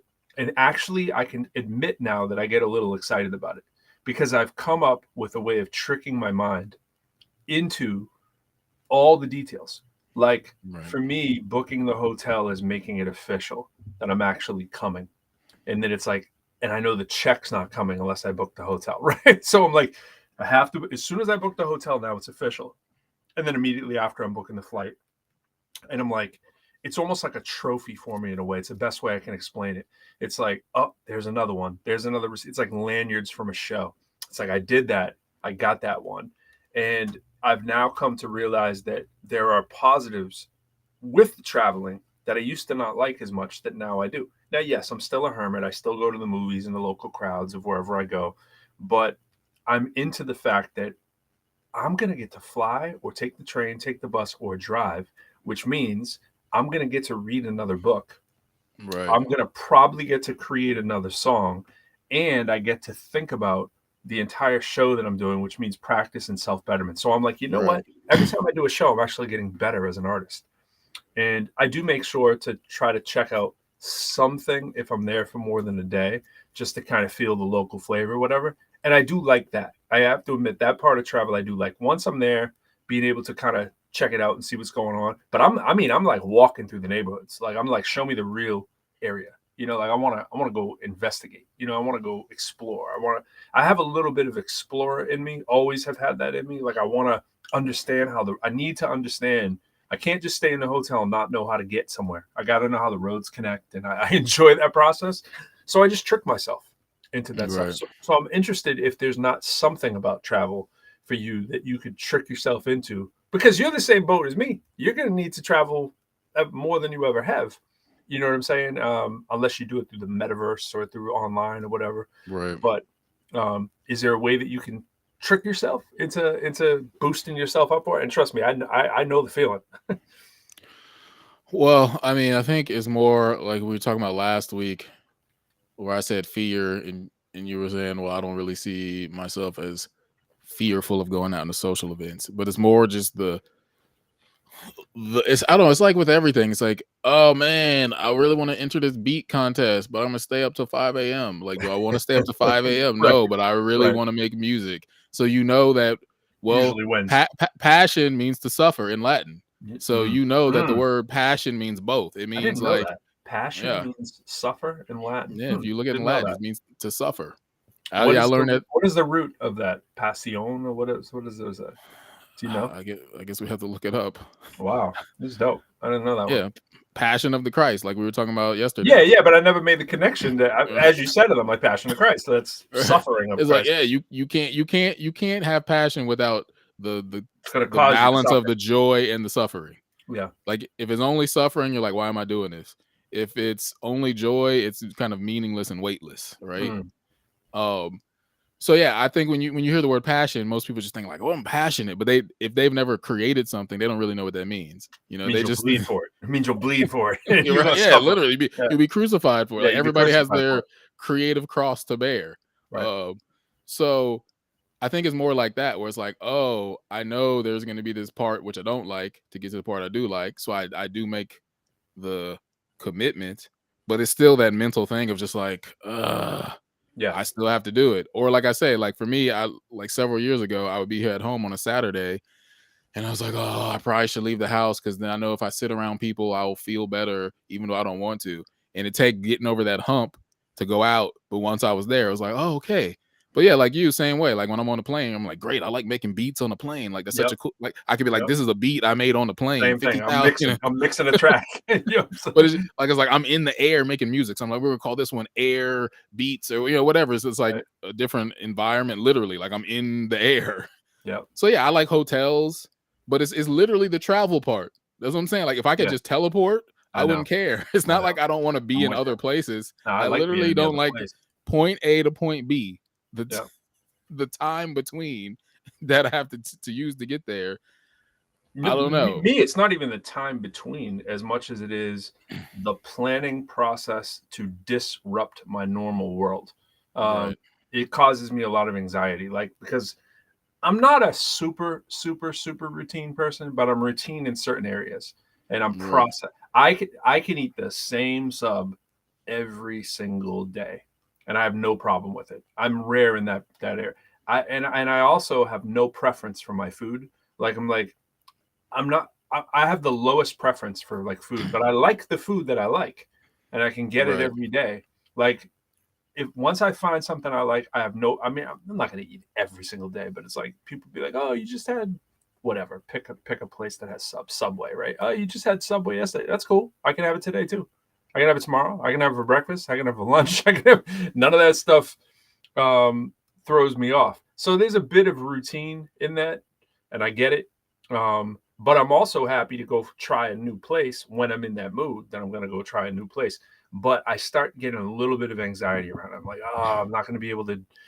I really wanted whatever Subway today, and I really wanted to read Right. this book, and I wanted to do it at this time, and I start planning in my head, and I have a whole layout coming, and then like this is gonna disrupt my stuff, and then I'm like, oh, I gotta get home for my son. And it's like, oh man, this is. And before you know it, I've created all these problems in my head that don't really exist. It used to be just the flight, what I was scared of. Now I've replaced it with all these excuses for what Right. and that busy my mind, I guess. But at the end of the day, I'm like, there's more pluses than minuses. You got to do it. Well, yeah, I mean, to connect this back, because there's a few loops that were open that I want to get back to, but like based off the diagrams that I was showing you with the desire and the passion and what's your heart's desire. So one thing I came up, which I really like, is I think desire is kind of like well, I don't like desire is like the fuel tank, so to speak. That's like your tank. Yeah. And then I say passion is your actual fuel. So I think desire is like I would say like the static form of passion. Like what is that thing you really, really want? Is like churning in you. It's like this turbine. I don't know how that's static always that is. churning. It's always churning. It's always churning. But then the passion is the fuel that propels you forward. Yeah. It's like you fill your gas tank up with like, oh man, this beat contest is coming on. So you have it for maybe a week, but then you have to refill that with your ongoing desire. So I would say like desire is ongoing passion or abiding passion, whereas passion, as we talk about it, where someone's like, yeah, excited. That's more like the temporary fuel that pushes you through those hard events, the sacrifice, because if you don't have that fuel, you won't get to the goal, literally. I mean, and I always say, and I mean, not to go too far off, but that's why I say to students. I tell people, it's like, this is how I see students. Like if I come into the classroom, like I can't jumpstart every student every day. Like I can give you a jump. I can't jumpstart my neighbor every day. Like, hey man, something's wrong with your engine or your battery. Like you need to go to the mechanic. Like there's something wrong with your fuselage, your tank. I cannot literally fuel you every day. I can help every now and then, but you have to have your own fuel and your own turbine churning, because I got my stuff I got to do. And so that ties to all what we're saying about, are the introverts more passion innate, right? And maybe the extroverts need to be filled with some of that passion. But so your desire turns to passion. And I think that connects with this idea that I talk about too as well, which is like a capital W want versus a lowercase want. So, okay, I'll give you a story. When I was like 2010, it's actually the apartment I'm in now. That's how I got here. I ran out of money. It was like, okay, there's no more money left. And so my roommate was like, oh, they're hiring at the Census Bureau. They're coming to town and they want census work. I was like, census workers? I was like, yeah, that's what every introvert wants to do. Go knock on people's doors and talk to them. Right. But guess what? I didn't have any money. So it can force you out your comfort zone. Yeah. There was no videography stuff happening at the moment for me. There was no other jobs, getting back to be. I didn't have any money. Did I want to be a census worker? No. In the moment, lowercase w was like, we do not like this. But the capital W, right, the ultimate want, like, do you want to be here in 2022 doing Introverse with Pro? Yes, I want capital W, want that. So I'm willing to do the lowercase wants for the capital W the wants. Work. So that's to me, that's where that passion pushes you through, because there's going to be a lot of lowercase W's where you're like, No, I'm so right with you. It's like I can trick myself. That's kind of what I was saying earlier too. I can trick myself, to use your analogy, the lowercase one, lowercase W. I can do any of those lowercase, like as long as I can connect it back to the uppercase. That's it. That's it. And there's it's funny talking about the Navy SEAL thing too. Like I had heard, I don't know if I heard it or read it, using the same analogy. I think it was SEALs or special ops or whatever, that there's a similar mindset that most successful people that put themselves through the ring of fire, right? At some point, to be the person who perseveres through it all. Like, think about I'm a traditional Capricorn, right? The sort of the long term. I'm like I said, I laugh when people say, hey, you still rapping? Like, of course I'm still rapping, dummy. Like, I'm always going to be rapping. Don't ask me that. Like, it's going to be something wrong with my vocal cords or my brain or something. You know what I mean? It's always going to be there because I'm long term, and I like the grind. I'm built for the grind. And I see Fee there commenting there, like Fee knows, like I'm built for the grind. Like you're not going to outgrind me if I want to do something. Like you're not kicking me out of the grind mode, right? I have no problem with it because I connect it to the big step. It isn't that I like running through mud. It's that I know Right. running through mud is a means to an end. And that's the way I trick myself every single time. And the idea being that's what people that do special ops have to do. They have to give themselves some short-term intrinsic little reward boost to their psyche that allows them to run through the mud. And I've always Right. found that relatively easy. I say it all the time. I was like saying to my wife, she's talking about certain like difficulties, whatever. I'm like, you can put me in the cold, in the mud, you can put me in the whatever. I don't care. Like, but what I'm really saying is I can persevere through anything when I can see the Right. big picture. If I can't see the big picture, I'm a baby. I'm not even going out in the cold. I hate the cold. Like, I can't stand the cold. I'm the biggest baby there is. But I can go stand out in some Arctic weather if I know that it's required to do whatever. Yeah, that whole like throw me in the sub-zero water kind of stuff. I'm not gonna die. I can do it. It's not, extreme heat can kill you. Extreme cold really isn't going to kill you. Your body's going to react. It isn't going to be pretty, but it's like, oh yeah, I can go sit in. I don't want to. I hate the cold, Right. but if I need to do that to get X, Y, Z, I'm very like I said, strategic learner, analytical, the achiever. I'm going to achieve because I can see that this is what's needed. And I think a lot of people fail actually and don't get to their goals and dreams and so forth because the lack of a way to connect that your small W to the big W. And I think that's the key to success. It's the key in math. If you want to be good at math, you got to realize it's going to suck. This is going to be a portion. You got to be Right. willing to be in the basement for hours upon hours. It's not just going to come to you in a vision. It may later, but it's not on the first couple cracks at it. You have to be willing to go through painstaking trial and error. And I think a lot of people never get to the promised land just Right. because of they can't see that your analogy, the little case W will get you to the big W. Give me that Well, line and I'm good. we talked about this before when your son was listening. I told you about the suck fairy is going to come and visit you. I said, every project, as anybody who's creative knows, inevitably there's some point in the process where the suck fairy comes. It's like, Yeah, hey, this is the part that sucks, this is the and you're awful like, part. oh, hey, suck fairy, and she Yeah. leaves suckiness under your pillow, and you're like, oh, this is the part where my file got deleted and I had to re-record it. Cool. Oh, this is the part where I used the wrong measurements and have to start over. Right. All right, hit But delete on my book manuscript, and then right. I was not able to recover. So everybody who's Or been better yet, creative, an email. And did you ever have those glitches in Outlook? You just touch a button and the whole email's gone. It's like it was on my screen a second ago. Wait, I can't. There's nothing I can do. yeah, the Outlook. I don't understand why our school uses Outlook at all, Outlook's the honestly. worst. But it's like if you've gone through a creative process enough times, you know that that's part of the drill. It's not like you're surprised. It doesn't necessarily get any easier Right. in the sense that it's supposed to be challenging. That's part why it's there. Tree But road it gets sucks. easier in the overall understanding of like, oh right. In the overall I want a suck understanding. fairy T-shirt. I don't Hey, know. That might be taken the wrong way. There's a lot of wrong all ways. right, we'll come up with another name, not suck Yeah. fairy, the whatever fairy, but because I'm immediately going to tooth fairy because I don't know many fairies other than tooth fairy. it's like the I don't know, Santa Claus, the opposite of Santa Claus. He comes and takes stuff away. It's like, oh, here's your file. Grinch. It's the Grinch. The creative Grinch that There you stole creative process. But like in the long term, the more of those failures you have, we talked about like failing on purpose, like letting kids Right. fail. It's like you need to do that. The more you experience and are exposed to failure, it's still tough when you see it, but it's like, oh, but I've engaged failure before.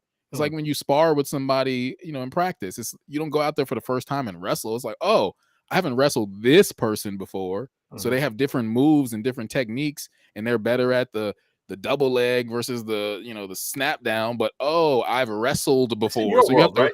You did wrestle for real, Yeah, right? I wrestled high Yeah. school. I remember you saying that. Yeah. So if you've never wrestled with failure or wrestled with challenges or having stuff messed up, like when it hits you, it's twofold. It's gonna surprise you first and foremost. You're like, what is this? Failure? Why is this happening? And then you have to deal with the actual failure. Yeah. Like the surprise of the failure and the failure itself. Yeah. So I think like all this stuff is critically important. But the other stuff I was gonna to tie into what you were saying, what was the thing you were ending on? On what? What? Just before? I was talking about if I can go through the crap, I can get to the Oh rainbow. yeah. So yeah. What's it called? Andy Dufresne crawled through a river of crap, came out clean on the other side. If you haven't had your Andy Dufresne moment, Yeah. like, As long as I believe that it won't be a waste, and that's the thing. And right, I get caught up sometimes going, that's when I take shortcuts in life. I'll take a shortcut if I believe that it wasn't needed, but I don't want the shortcut right, in general. I want to know the process. Like, right, like, and again, we're talking about the same thing, right? This is to go back to the original question. It's like, is this kind of in you or whatever? It's in me, at least at this point in life. I don't know if it was in me forever.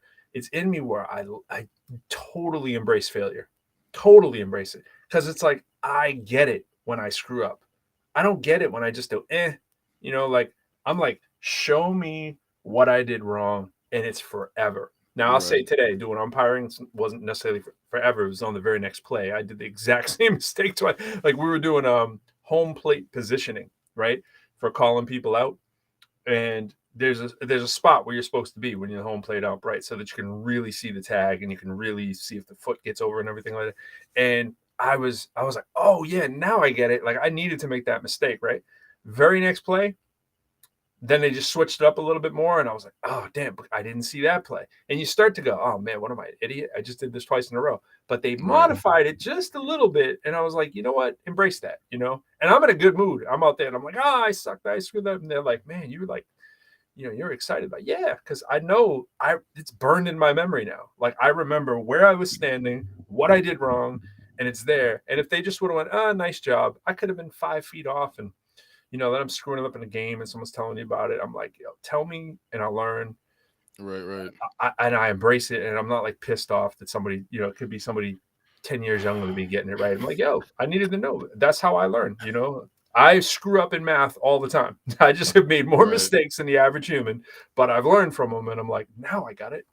No exceptional talent, just a willingness to make mistakes. Well, okay, we'll pivot in a minute because this is going to get to one of the questions I put in the description. But the other thing I was going to say in terms of the passion, like, okay, so I mentioned my story about the Census Bureau, and I was I saying cannot how imagine you doing that to save my life.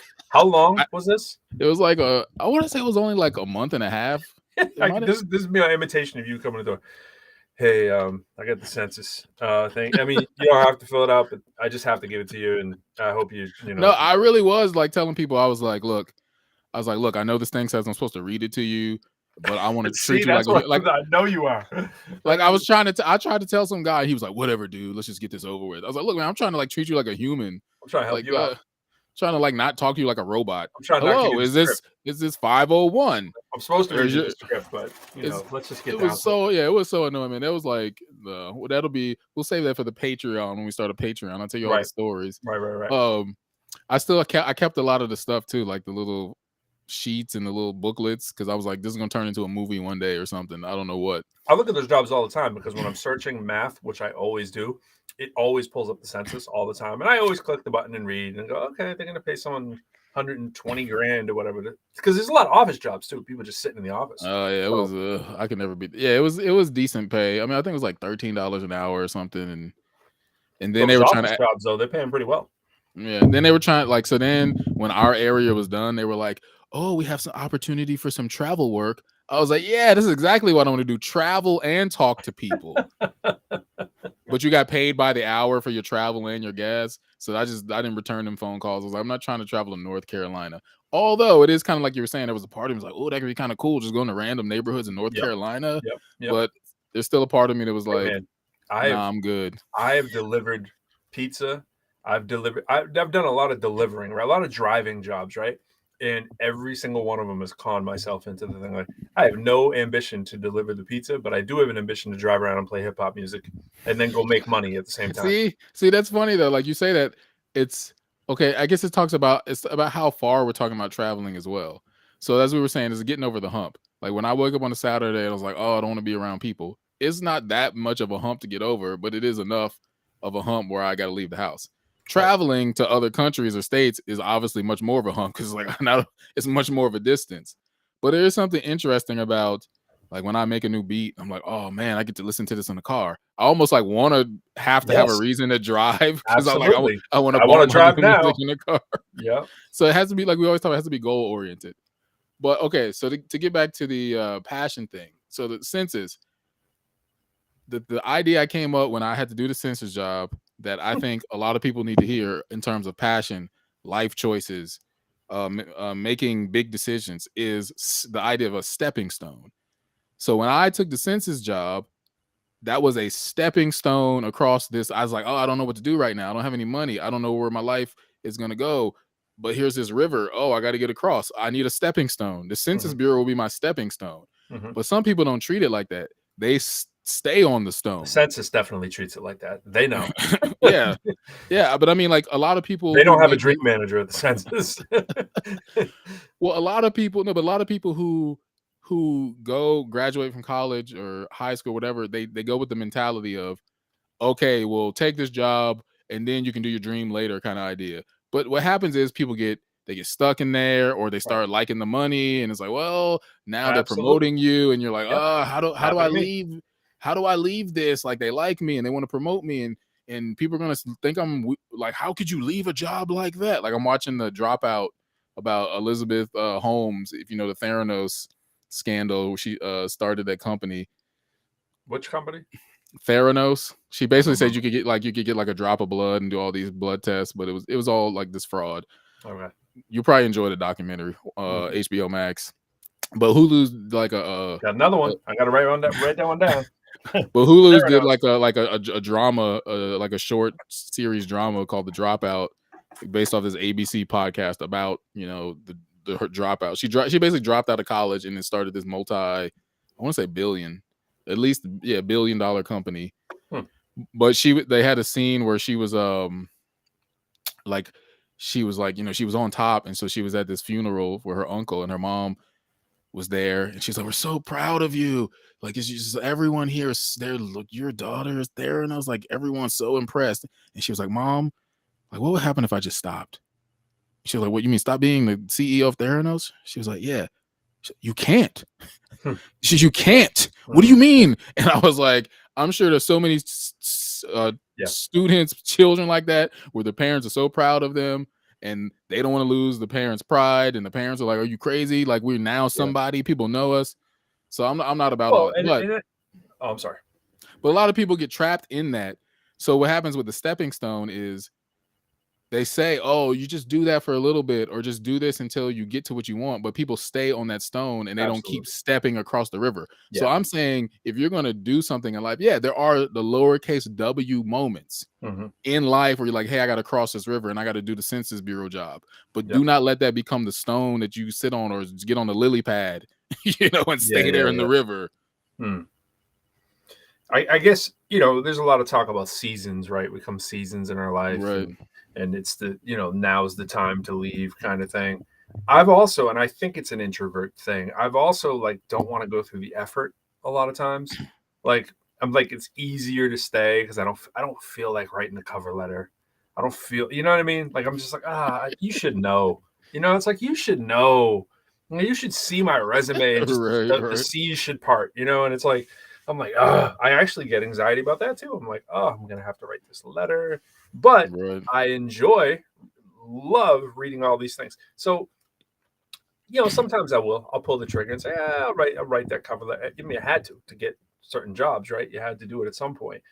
And there is this gray area in terms of when you're at a stepping stone kind of job, when you can again connecting the lowercase w to the big W. You're like, I can see value here, and it has to be an inflection point where the value dissipates to a point at which you say, I must jump, where your productivity at that job becomes detrimental to the people who are hiring you in the first place, and that's for me when I know it's like time to go. It's like when I'm like thinking about net utility here has been drained.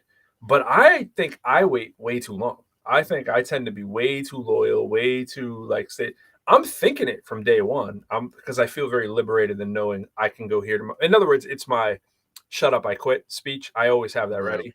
like you're not going to tell me off or do one of this. Like I'll give you the I quit. Like I always need to know what my alternatives are.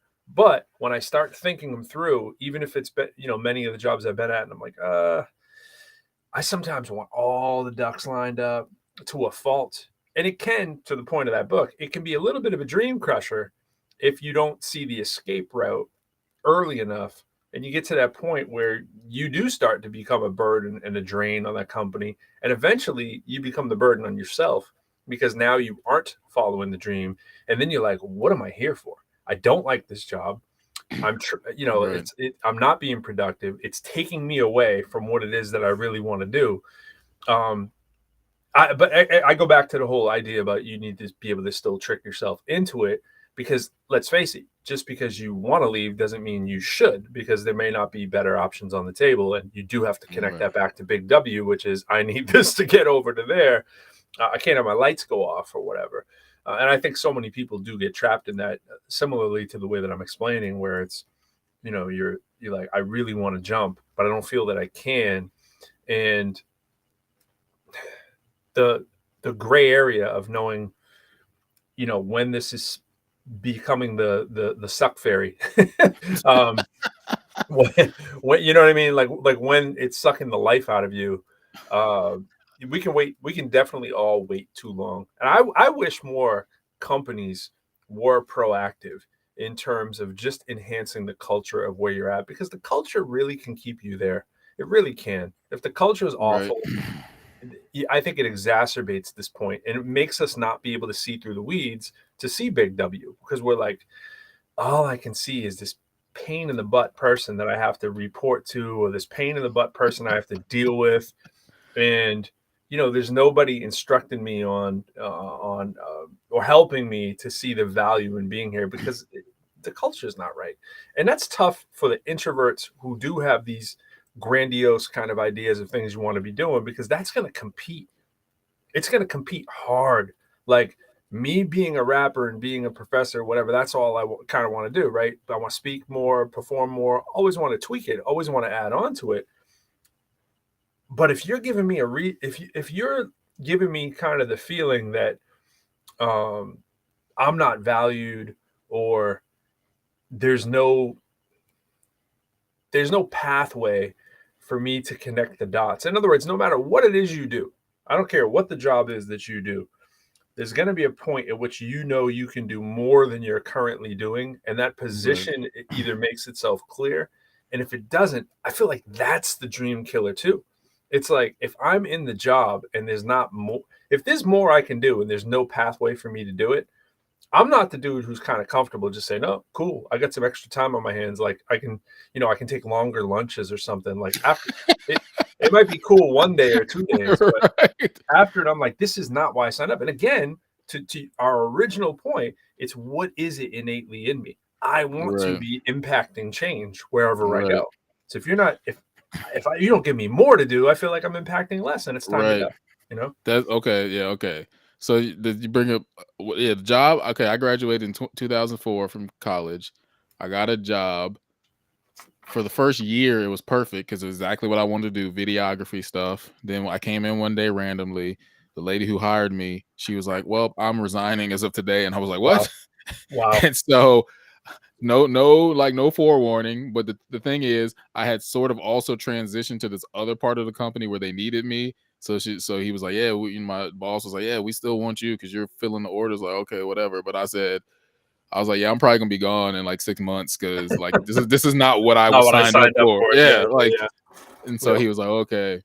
So, but what was interesting is like while doing that job, okay, so the job is called iResponse, and they sold these computer systems with an infrared camera, and you could track people's eye movements. So people who had ALS, Lou Gehrig's, they couldn't like move from the neck down, so Right. they could Right. use the Right. Right. computer and type Type. with their eye movements. I think So I would Stephen set up, Hawking did something very similar. yeah. Yeah. So like I would set up the systems, check them, ship them out. But then they had like tech support people call me because like, oh, we don't know how to use this. So I would help them with that. So what happened is like I was like, why are people calling with these same problems? Like, why don't we have something that just solves the problem up front? So I was basically like Photoshop, Paint Shop Pro on my computer. I started drawing these diagrams. of like how to set up the system, and this is the right angle, this is the wrong angle, this is how the thing attaches to the wheelchair. And I made this whole poster, like, and I was so passion infused because I was like, yo, this is like, I'm using creativity, colorful imagery, using in my Photoshop from architecture school, and it was going to be helpful, and it was going to stop people from having to call me, and it was going to help the company probably make more money, make stuff easier. So I remember I showed it to my boss. He was like, "Oh man, this is really good," but nobody told me to do that.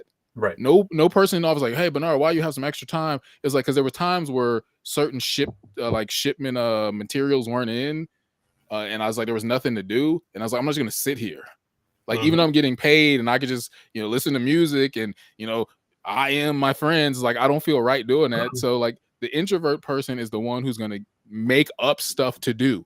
I do that to this day at school. Even when they got me subbing everybody else's class, I could just be making my own beats. Absolutely. But I don't. So I like. So you're saying is this is what Bernard's telling me. You're telling me that you're the guy who made this for your work.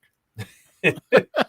You're telling me that I decided that I needed to make this flow chart at my work of how the math sequence worked, because there wasn't one. And again, it wasn't part of my job. It was just like, you know what? I need to make this visual kind of thing, and it's not like an original idea. I mean, it's like other people have come up with the idea that you should have visual flow charts or whatever. But to your point, it's the introvert person who's sitting there who notices and like, this needs to be more creative. It needs to be more visual.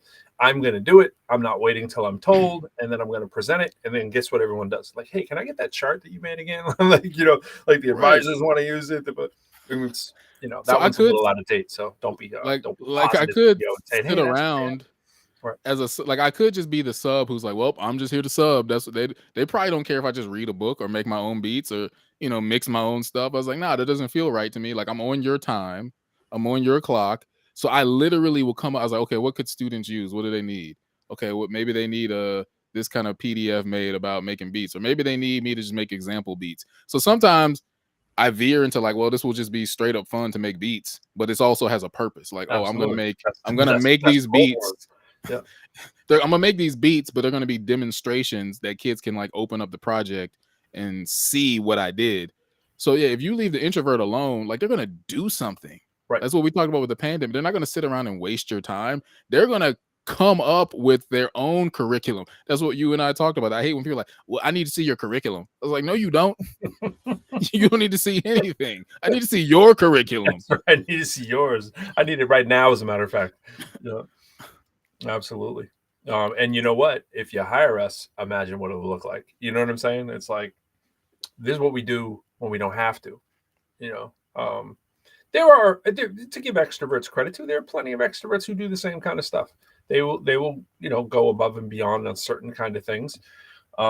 There's, I think of like a weatherman. I'm just trying to think of someone who's front facing, who's like super happy to be doing the weather or whatever.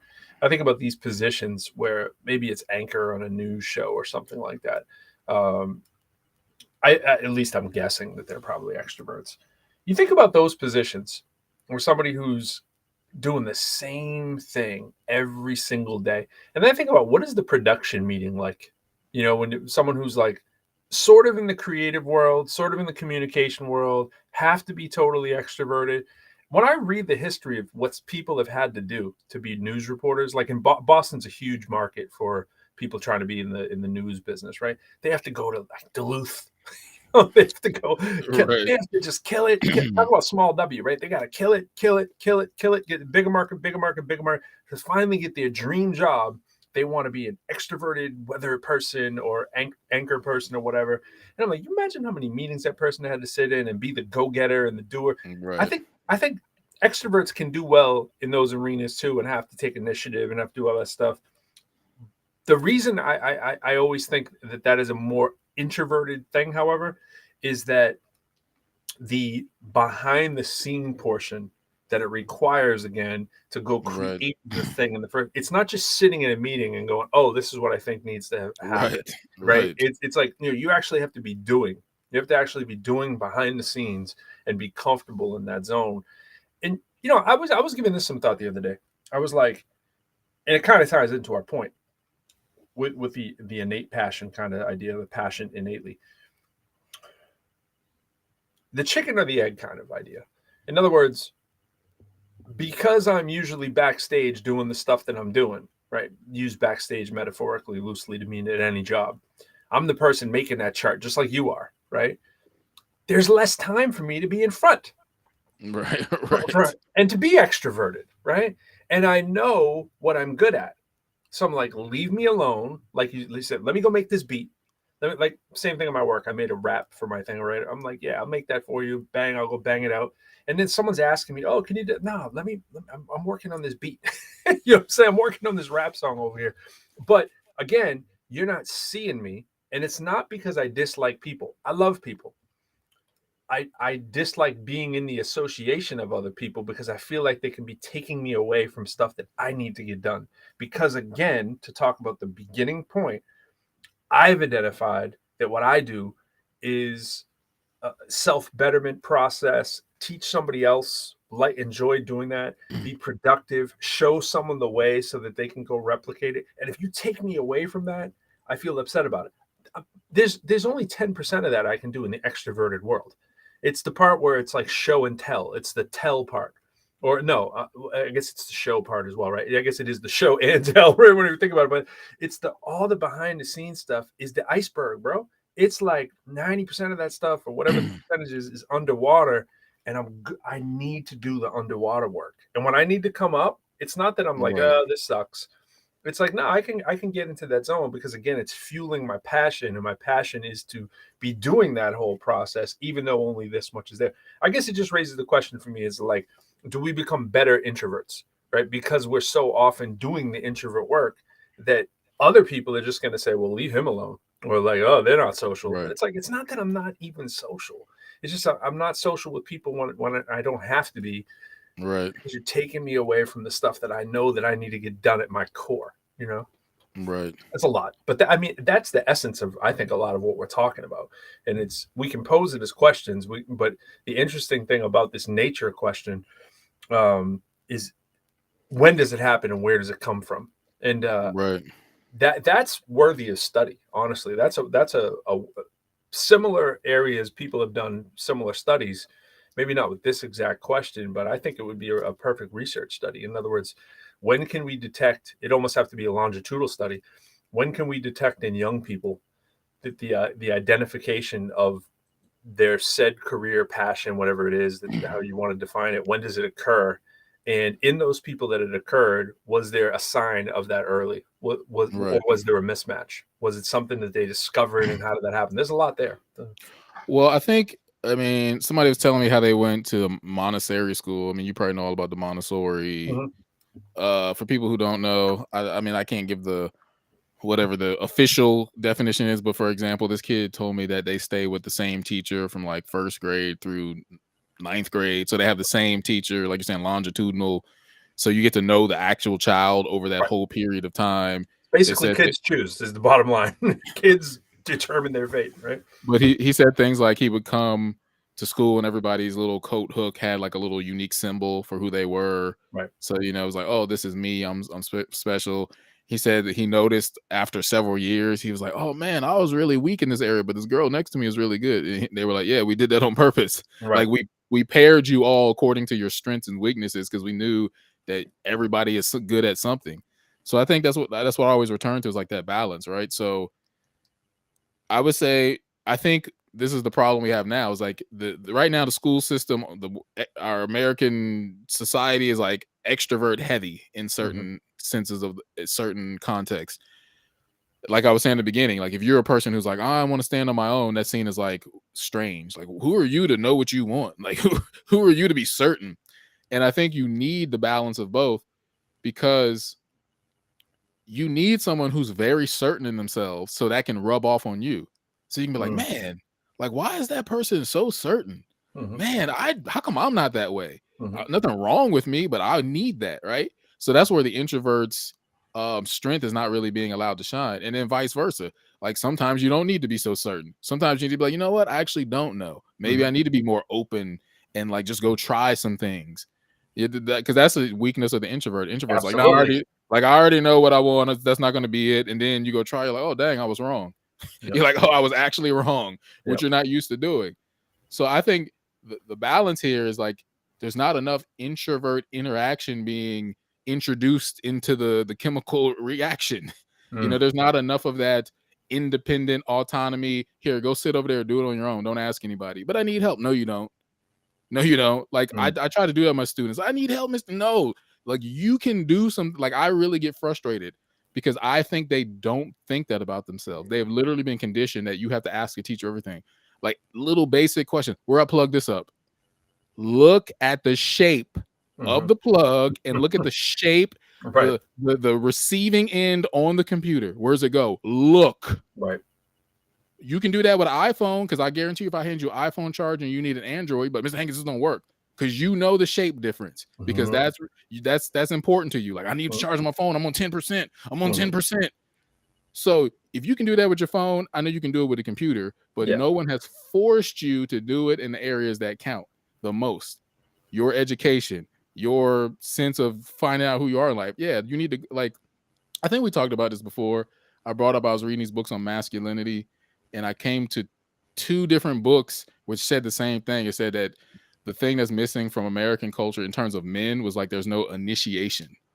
And I was like, wow, I was like, that's a strong word. And they were saying how in Native American cultures, they would send the boy out in the wilderness and they would have to find their spirit animal and they'd come back into the community after they had survived on their own. And it was like, that's when you became a man. And so I think that applies to everybody, not just men, but men. And was like, how many people are being initiated? Like a little kick out the door, like get out there, go do it. Like you can do this. Like you can go survive for a little bit and come back and see that it was hard. Like I was saying earlier, exposure to failure, exposure to the challenge. So there's definitely not enough of that introvertedness, like standoffishness. And the thing is now it seems people receive it, I think, as rejection. Because there's a lot of times when my students come up to me and I just like, I'm sitting there like, why are you asking me? I'm like, why are you asking me a question? You can read that too from far away. Be like, Bernard Hankins is telling you, why are you standing next to me asking me this question that you know the answer to already? Right. I'll be able to read that on day 2 and be like, I'll be perfectly quiet because they'll be like, okay, so now you need to click on file. And there's a couple things that say file in the software. And I know they're going to ask, which file? And I just purposely don't say anything because I know your eyes need to do the work of searching and locking into file. Right. So the next time you go, oh, right, file, top left corner. I'm going to remember that. Yeah. I've had they want me to tell them every time, which one, file? And then they want me to reassure them, this file, faculty do it too. One. I mean, on the faculty end, I get faculty all the time. They'll be like, where do I find my Zoom file? And I was like, I'm just going to let you look a little bit more. They'll go over and they look. And it's like the Zoom file, for people that don't know, it's labeled Zoom, right? It defaults to it's called Zoom file. And it's like, I know you haven't looked. You're just asking me because you're like, oh, he's the expert. And it's like, I'm only the expert because I've actually clicked to look. And hey, there's a Zoom file. Right, and by the way, and then which one should I load up? Well, there's one that says audio only. Right. And it's like, what do you think the other one is? You know what I'm saying? It's like, it's probably the one that has the video in it, And I think that's where the 2 styles conflict, because I think the extroverted personality has that strength of like, man, I have a support system. Like, so they've done it. Like, why would I redo work? They've already done the work. So why don't, because I see that, I think a lot of times extroverts think my friend knows the information. Why would I go into a book to read the book when I could just verbally ask my friend right now, which I get because sometimes you just want to be like, hey, how do you do this? Instead of having to search. But the problem is when you're doing that all the time, you're not prepared for those moments when you're alone. Like when you have a deadline and nobody's in the office, you can't call somebody. Like, how are you going to figure out how to do that Photoshop thing you need to do? You're going to have to get on YouTube, or you're going to have to look it up, or you're going to try it. Students are crafty too. I mean, sometimes there's the element of a student is asking you a question just to show you that they're paying attention, or that they're showing you that they're doing their work so that they can set up the next 5 minutes when they won't be. Like, it's like, oh yeah. Like, I mean, I'm so used to that. You're making the round. Someone just asked you a question. You go back 5 minutes later, they're looking at something totally different. It's like, oh, you were just asking me to make me think. That's why it was such a dumb question. It was like, you were like, what's the easiest question I can possibly ask to show that I'm paying attention? And I'll say to them, I'll say, look, I knew that you just asked that to do the thing. I'm like, next time you need to ask a harder question that actually steps it up, because that was so no brainer that I knew that you kind of knew, and I knew to come back because I'm like, I've seen you answer this 5-6 times before. So Right. that stuff happens too, which is a whole nother ball of wax. We do have to remember that as educators, that sometimes people are asking the question a little bit disingenuous.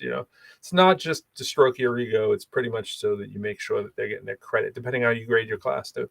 Sometimes students are just trying to be like, "Yep, I was there," and then we all do that. We've all done that in life. We've all been like, "Hey, look at me right now, so that I can leave."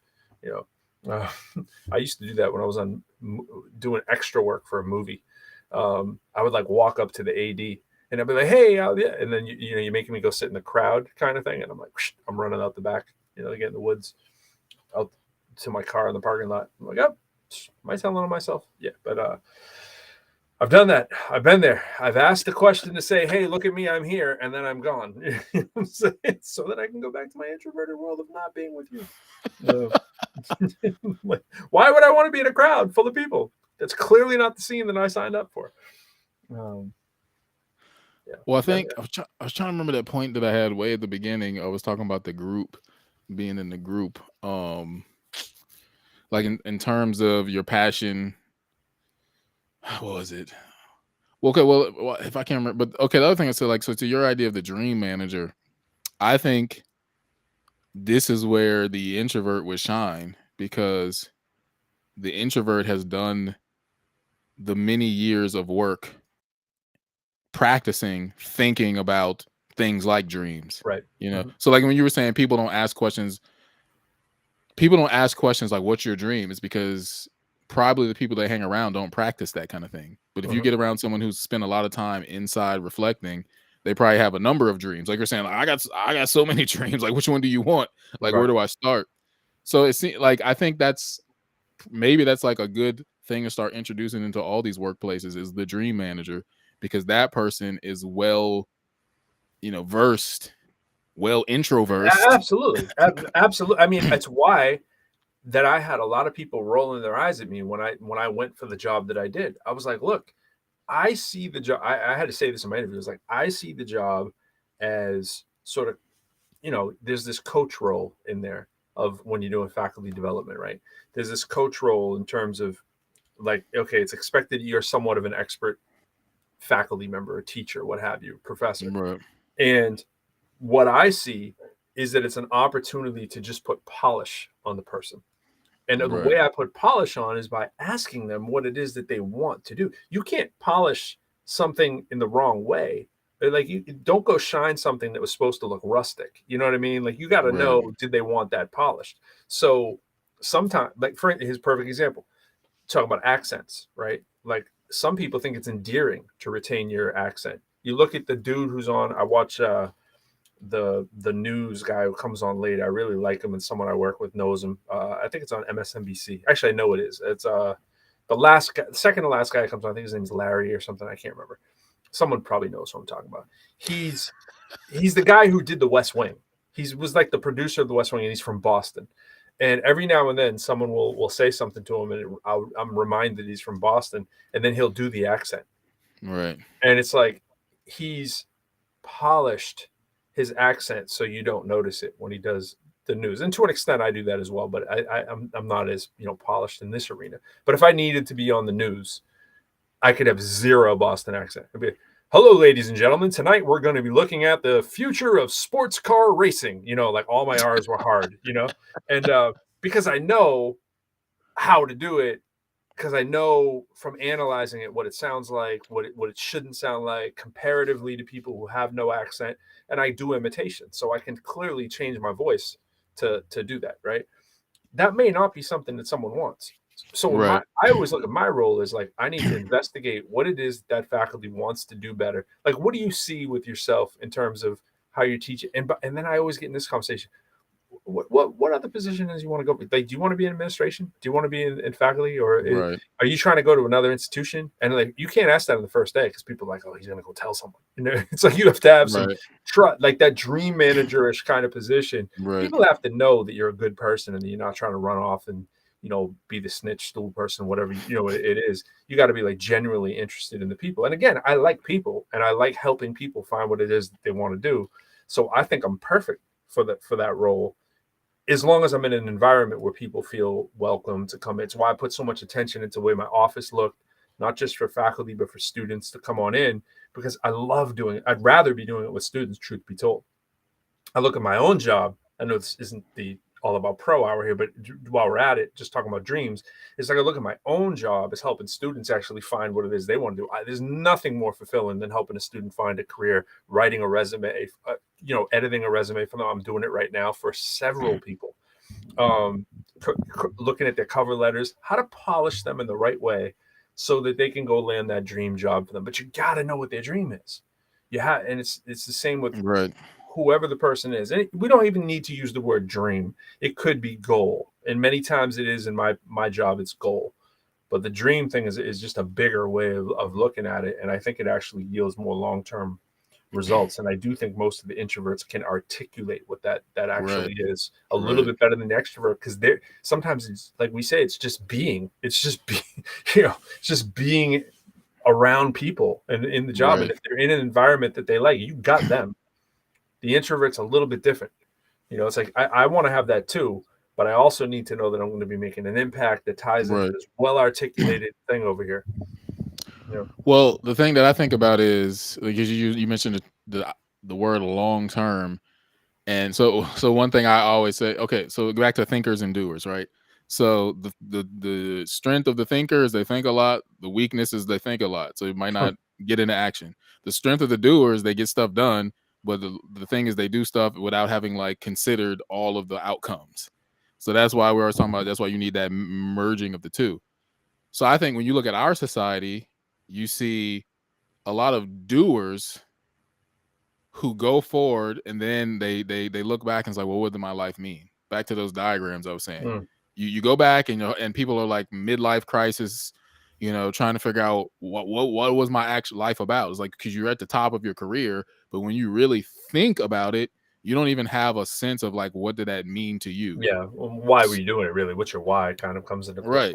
And that's what introverts do. They philosophize. Philosopher. They say, why? Why am I the things that are considered like overthinking? Like, why would I go that deep? It's like, because it's your life. That simple. Because it's your life. Yeah. So I think the thing I came up with is like, it seems like we have a culture that's full of doers, but then they end up running into the thinkers later anyway. Because then what do? They go to a counselor.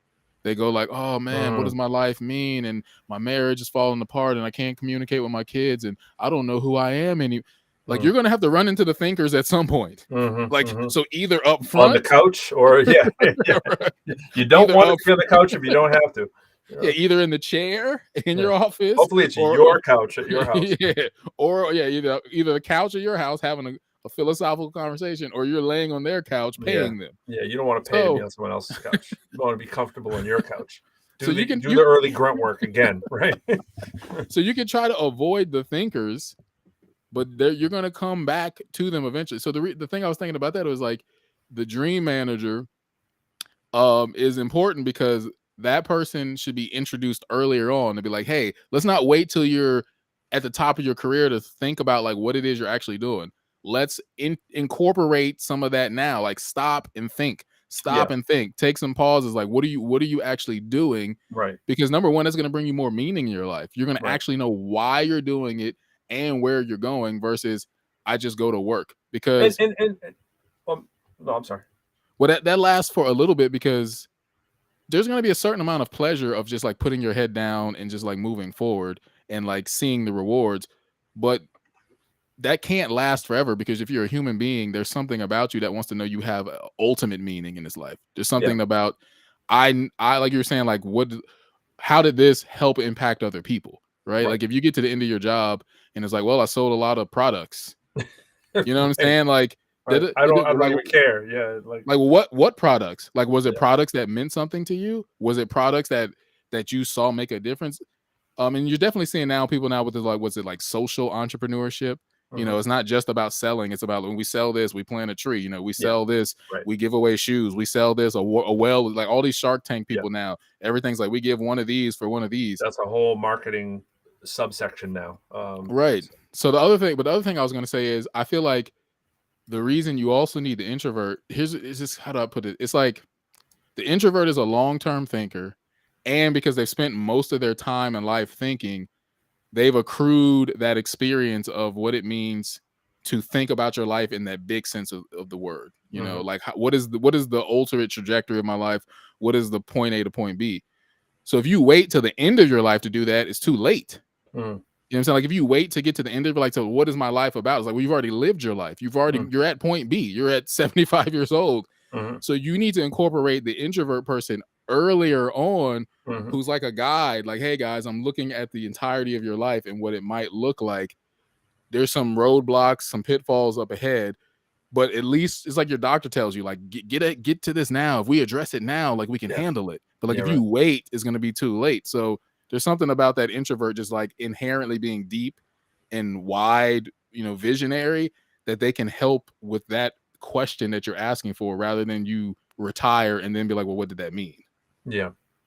That short and long term piece has a lot of ripples. I think a company would think, or and I'm putting it back in terms of places that I've worked too, where I've gotten the sort of the side eye of like, you're actually helping. Like I've actually asked most of my not direct reports, the people that I report directly to, I've had to ask them that. Say, hey, look, someone's asked me if I can write them a recommendation and they work here. Am I able to do that?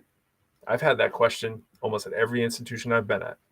And the answer has almost always been yes. There's never been a boss who said, no, you can't do that. I've had some people give me the look of like, like they almost want to ask you like, who's asking, but that's in confidentiality, right? And I've never felt weird about it because I've always known that long-term aspect to it, that this is going to help the company long-term. If people feel like there's a me at the company that you can come to, and I'm the middleman between, my current position, I'm the middleman between them actually having to go into the Office of Academic Affairs and talk to the dean or something like that. But I also can communicate with our dean, or so in my particular position. So someone would rather go to the middleman who they feel is in confidentiality, which it is. I'm never going to go, hey, guess what? Blah, blah, blah just said. Right. But I am going to go back and say, hey, there's been multiple employees in the last month who've mentioned X, Y, and Z. I can impact some change there. I can have a proactive approach to what the policy can be.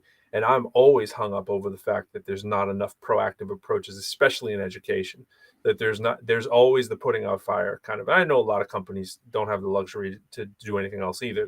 They're putting out fires. But I feel like my position, that's why I relate to the dream manager position, is that I can kind of see what it is that people want and that they're not getting, and then kind of make the recommendation or even come up with a suggestion like, hey, this is what I've seen. This is what I think we should possibly do to address this. Right. And we have to know that, like, I get upset. Many institutions in higher education look at the advisor position as a stepping stone, to your point earlier. They don't pay them a whole heck of a lot. It's an incredibly important position. Think about your advisor if you're actually using them, how important they can be, and then how non-important they are in a lot of places because you've never met them. And there's probably been an institution that you've been at where you don't know your advisor. Like, I'm not going to my advisor. Like, what do they know? But a good advisor, Right. a good advisor can. I mean, I trust me, I'm one. I never went to my advisor. Like, I don't even think I knew my advisor. But it's not my wheelhouse. But for people who need an advisor, first time in college students or whatever, who really, really need to be handheld to go right down to that advisor, right? That advisor is life or death.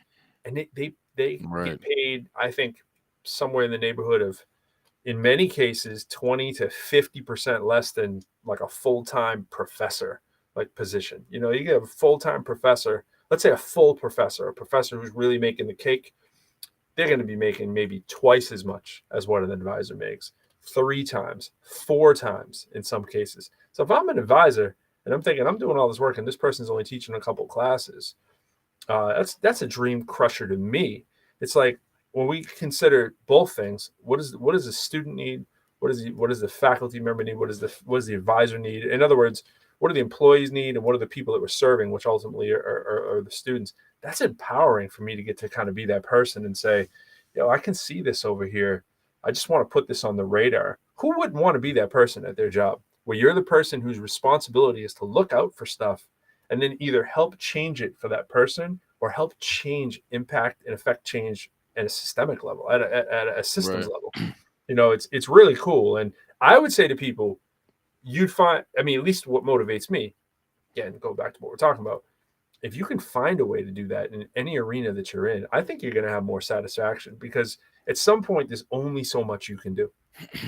Right. Even if you're just the person who wants to go in and work at the desk every day and just do your thing and go home, it's like at some point, if you can find a way to be connected, to find a way that you can actually hear some of the issues, even if it's your own issue, and you can find a way to impact that change, I think that would benefit the company for longer stay, less turnover.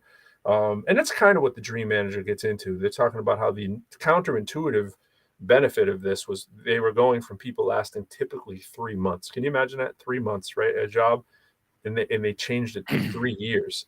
And I mean, think about the difference of 3 months and 3 years. That's just unheard of, right?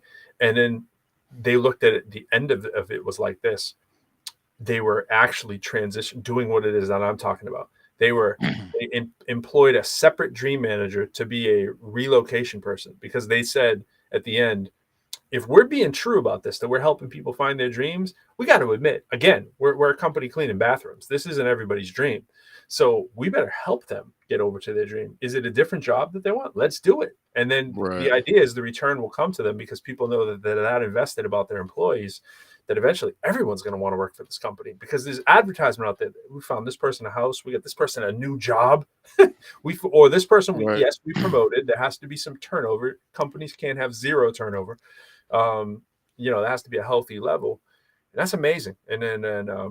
I think if it's not in our institutions, in our companies, I think it's something worth thinking about, because at the end of the day, I think most of us are led by our passions. We just get conditioned to not speak on them. Right. Well, this makes me think of a friend I had worked with when I worked at this art center. She was I think she sent me something about a company. It was either a specific company or just this idea of like the purpose, like your company has to have purpose. And like, a lot of people, if they have a mission statement or a vision statement, their purpose is like to sell products, right? Like that's most people's purpose. But we're talking about like a life purpose. Like I always tell people this, like you were saying earlier with the what was something you were saying, like the two things may coincide or may not coincide. I can't remember exactly what, but a similar idea is like for me personally right now, my job and my life purpose coincide. Like they Mhm. converge. Like I love music, I love working with kids, I love teaching. It's like, okay, I'm at a school teaching music with kids. Mhm. But even if you don't have a job, you need to have a purpose. Mhm. So let's say you really want to help kids. Well, you might work at a job that's not necessarily the most exciting thing to you. But if you say, man, oh, every Thursday I go to the Boys and Girls Club, like that's what I really love doing. Like your job may support you so you can Makes it do possible. that Yeah. purpose. Yeah.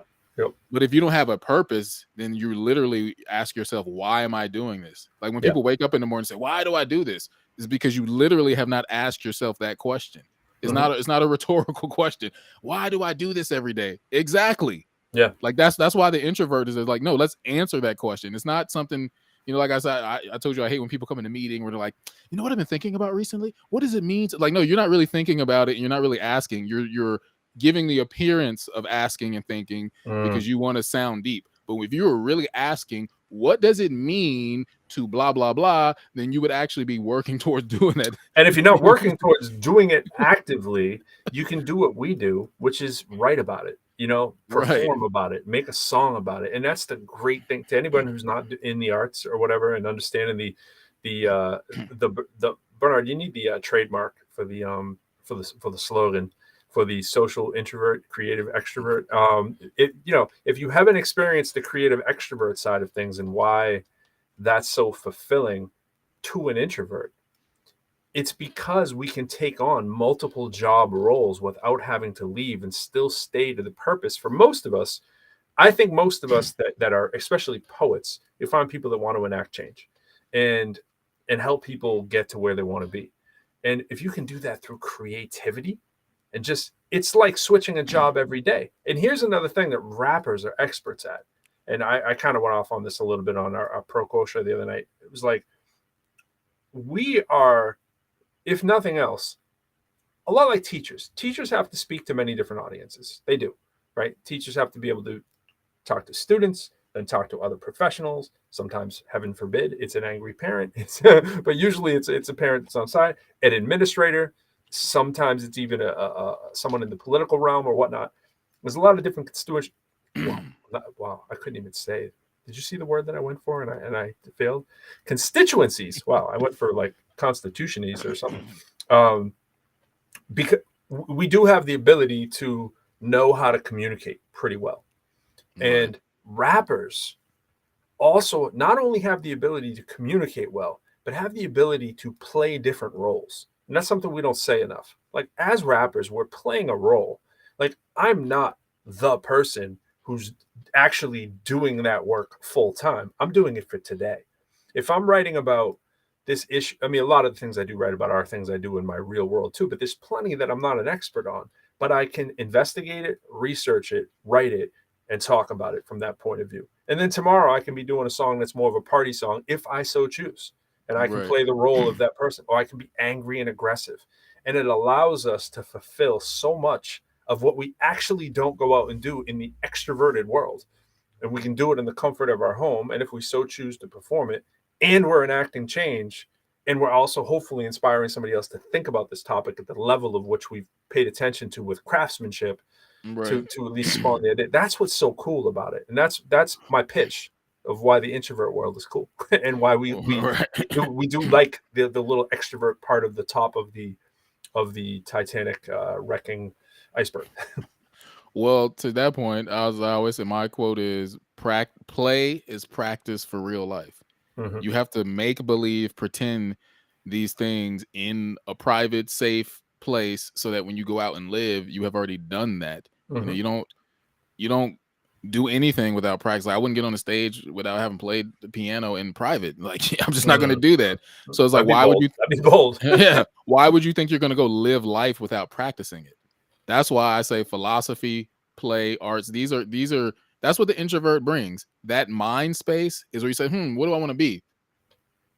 Oh, I just failed. In my head, though, or on the paper. So guess what? I'm still alive. I'm still alive. Or in the cipher. Right. So there's no embarrassment to me falling from 10 stories up down to the ground, because I literally practiced in my mind what that might feel like, or I wrote about it, or I did a story, I did a scenario. So now when I go out and live life, it's like, oh, okay, I've already done some version of that. Right. So the introvert brings that. The introvert's like, hey, have you thought about what might happen if you did this? Great story. Stuart Brown, this book called Play. He said there were two execs from Intel, and they were trying to figure out how some shipment in Japan wasn't working, or a factory. And they said, well, if we don't figure this out, they're probably going to fire us and hire a couple of execs who can. And then one of them was like, yeah, good idea. Why don't we do that? And they were like, you're fired. You're fired. They fired themselves. They walked out the door, came in as new execs and role played, and they figured out like what their problem was. So they pretended what the problem was, but they actually came up with a real solution. Yeah. So that, to me, that's the power of play. It's practicing life's issues and challenges, because if you are, like I said, if you're meeting life's challenges for the first time, you're surprised by the challenge and you still have to figure out the challenge. So you're overwhelmed. And this is why students don't do well with, hey kids, let's do one assembly about bullying. Okay, are you ready to go deal with bullying now? Okay. No, they literally are not. Because you wouldn't tell them, hey kids, you're going to take the SATs tomorrow. Have you studied 1 hour? You would not let somebody study for an hour and go take a test and expect them to do well. You're going to give somebody one assembly on bullying and expect the whole school culture is going to be transformed. Kids standing up for one another. You're going to stop bullying. The little videos they be putting out, stand up against bullying. Yep. Dog, they don't have the internal fortitude. They haven't practiced. Say something. Right. I've had a lifetime of telling me to stop snitching. Right, exactly. Just the music alone is working against your one campaign. Right. So this introverted mind space is a strength that can help people figure out things before they experience. The other thing I was going to say, because you were bringing up, what was the last thing you were saying? Who knows? Really? Who knows? Actually, I was probably saying about actually, well, maybe now I don't know, because I was just thinking the point you just did cover. The one before that. Well, okay. So you were talking about the your pitch for the introvert. So like the iceberg. Oh, something you're. I was thinking about the dream manager again, or some other role. Maybe giving it another role because people like they hear dream. They're Well, like, my oh, my dream. my main point, maybe that we didn't say, is that, like, the but I don't know. I think you were just talking to it. Is that you're doing all this prep work through the creative side, and then at the end of the day, we actually look forward to the extrovert piece that we need to do, because now we've done the practice, we've done the polish, we know we're ready, and now we can deliver over here at that little piece that's above the water. Like, it's not a huge percentage of what it is that we actually do. Like, how often are you actually Right, performing? You know what I mean? Mostly you're in the lab. I'm in the right, lab. I'm in the lab. I'm in the gym. I'm behind the scenes. I'm working on my left hand dribble, my right hand dribble. Very rarely you're going to see me actually do the crossover. When you do, you right, go, whoa. And it's like, yeah, because we were back here working it, working it, working. That's the great part of the introvert job. And it's what allows us to, or gives us the freedom uh, to not feel overwhelmed in an arena that we normally would be in the social setting. In the social setting, we might be a little bit more overwhelmed by that. I have to say that I've put in so many hours that even now in the social setting, I'm okay. Whereas before, I right, know I was awkward. I know I'm positive, but I've just put in so many hours to be above the surface now that I'm much more comfortable in. I can speak up in a meeting. I don't want to, truth be told. But now, once something is going inside of me, go, oh, you got to speak about that. I am going to speak about it. I'm right, going to speak about it. I'm going to say it the way that I see it. I don't care. Actually, see, this is the power of the introvert. I don't care what anyone thinks about me. I don't. I really don't, because you're not my friend. You're not my friend. You're not my family. And in fact, in most cases, I'm hoping you won't be. Just to keep it a full buck. It's like, so what's going to happen? Am I lying? Am I going to come out and say a uh, lie? No. So you're not going to fire me. I'm coming out and saying, this is how I see it. This is how I call it. And that's it. Whereas years ago, I'd be so worried about how I'm going to say it. And like, oh, I hope I don't say the wrong word, and blah, blah, blah. And I'm like, oh, I'm not even going to say anything, and I'll right, just let these hot air people talk. And then I'm mad. I'm like, can you believe the dumb crap they're saying? And then what am I doing? I'm just sitting there right, passively letting it go by. And then I'm frustrated. Then that becomes a job you don't want to be at, or a life right, situation that you want to be at, the party you right, don't want to be at. Man, the last thing I want to go to is a high school party. The last thing. I never want to go to high school parties. If I did, I was there to rap. Truth be told, everyone who knows me know that's true. If I was at a high school party, it's because I was rapping. I did not know you. I didn't know you. I don't know where right. you live. I don't know none of that. I don't know anybody I went to high school with except the 5 people that I still know to this day. You know what I'm saying? Like, at Well, the end. the other thing I was thinking about, because you were talking about writing. So I mean, we should definitely hold a workshop on this, because I think as writers, whether that's poet, hip hop, but also just writing your thoughts, like the ability to articulate. As I always say, articulate. So we bring the art and articulate together. But just if you even using the word normally, like articulate, there's something about the thoughts and the emotions inside you not feeling real until they're like trapped on the paper or trapped on the screen. In your head, they're swirling around. They're It's like, yeah, swirling, baby. Yep. yeah, I They're kind of think swirling. this. And I notice this whenever I do podcasts with my students. I'll say, okay, let's talk about this topic, whatever. And then people start talking, and you can see it's like as the words are coming out of their mouth, they're like, I don't think I actually believe what I Yeah, think I right, right, believe, right, right. because now that it's coming out, I'm hearing myself reflect in a group, and this doesn't make sense. And or at least it's being bounced off someone else's thoughts. So now I realize that was just a thought that I Right. held in like a silo in a echo Not the chamber. not the rapper, not what we're doing. We know. We know. We go into Right, these rooms in Clubhouse, people will go, "Oh, I can't believe you can speak like that." We know what we feel. We know what right. we've written about it, we've researched it, we've studied, and more importantly, we've thought about it. And Because the not everything, but right. we're But the comfortable with most framework of is the things. there. Yep. Like the skeletal system of your being is there. Mm, Right? Like the word, like when I look at a dense text block on a page, I'm like, oh, that's like seeing, to me, it's like seeing chiseled abs.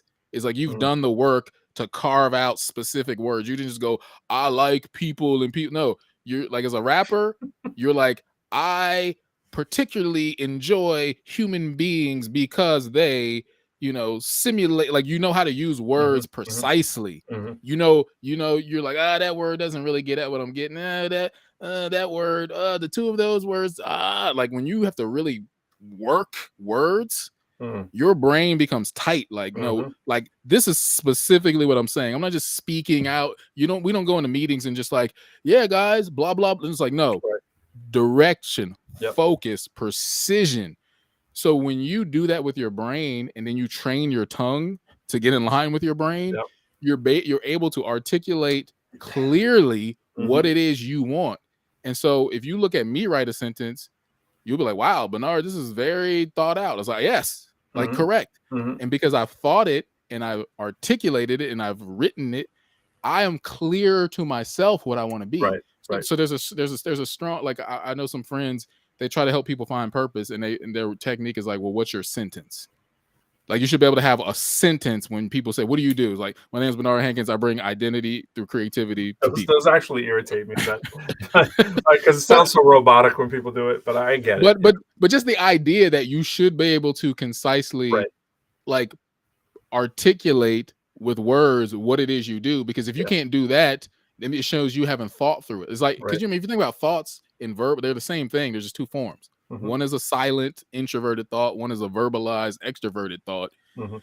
And it's interesting. It's just there's it's just difference with both, right? In your head, it's almost like in your head you do the forming, but Yep. then when you speak it out, it becomes real. Straight line. Yep. And Mhm. because I learned that too, like when I told you I do my self recordings, I would record in the mic right here. I would lay in this bed, I record, and I would hear a word, and I was like, oh, it just like comes more congealed. Mhm. There's Mhm. something about hearing. No, this was this script writing book I read. It said you can write a screenplay and it sounds perfect because everything in your brain just flows as you think. But then when you read it out loud with actors, you're like, ooh, oh, Yeah, we've been like, there. Yeah. and like with the rapper too, like I told you, in my head, I'll be rapping stuff. And then when I go with the breath control, and I'm like, man, I hate rapping. That's not gonna Like work. I hate Right. rapping because Yep. every little breath and that Matters. syllable. So people who don't practice that articulation, there's a connection there with purpose. Like if you haven't been forced to even just speak Yeah.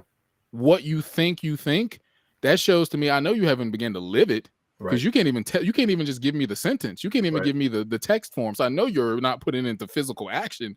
Yeah. So I think as I do li the introvert, and especially the introverted rappers like we are, we can bring that strength to people. It's like, yo, we're gonna help pull the Right. words out of you that you need to explain yourself, first and foremost to yourself, but then to others as well. This is what always happens to us too when we're in those meetings or someone comes up to us after. They're like, "Did you, like, rehearse that?" Right? That's the most common one that you get all the time. That's the biggest compliment, really, is someone saying, like, "The way you just freestyled that issue that just came up, that someone brought up, it sounded like you've been thinking about this for, like, a month." And it's like, pretty much, it's like, I don't have to think exactly about it, but I know Right, the general essence of the issue, and I can articulate it on demand. Not always perfectly. Sometimes you leave me, and go, "Oh, I should have said this differently," and, like, right, I too much emotion was in this, and I do that. I'm very guilty of that. I get too wrapped up in the emotion because I'm like, finally, we're talking about this thing that I want to talk about, because I've seen it, I looked at it, I marinated on it, thought about the issue, thought about what the paper would sound like if I wrote it, thought about what it right, would be. In many cases, it finds its way into a couple lyrics here and there.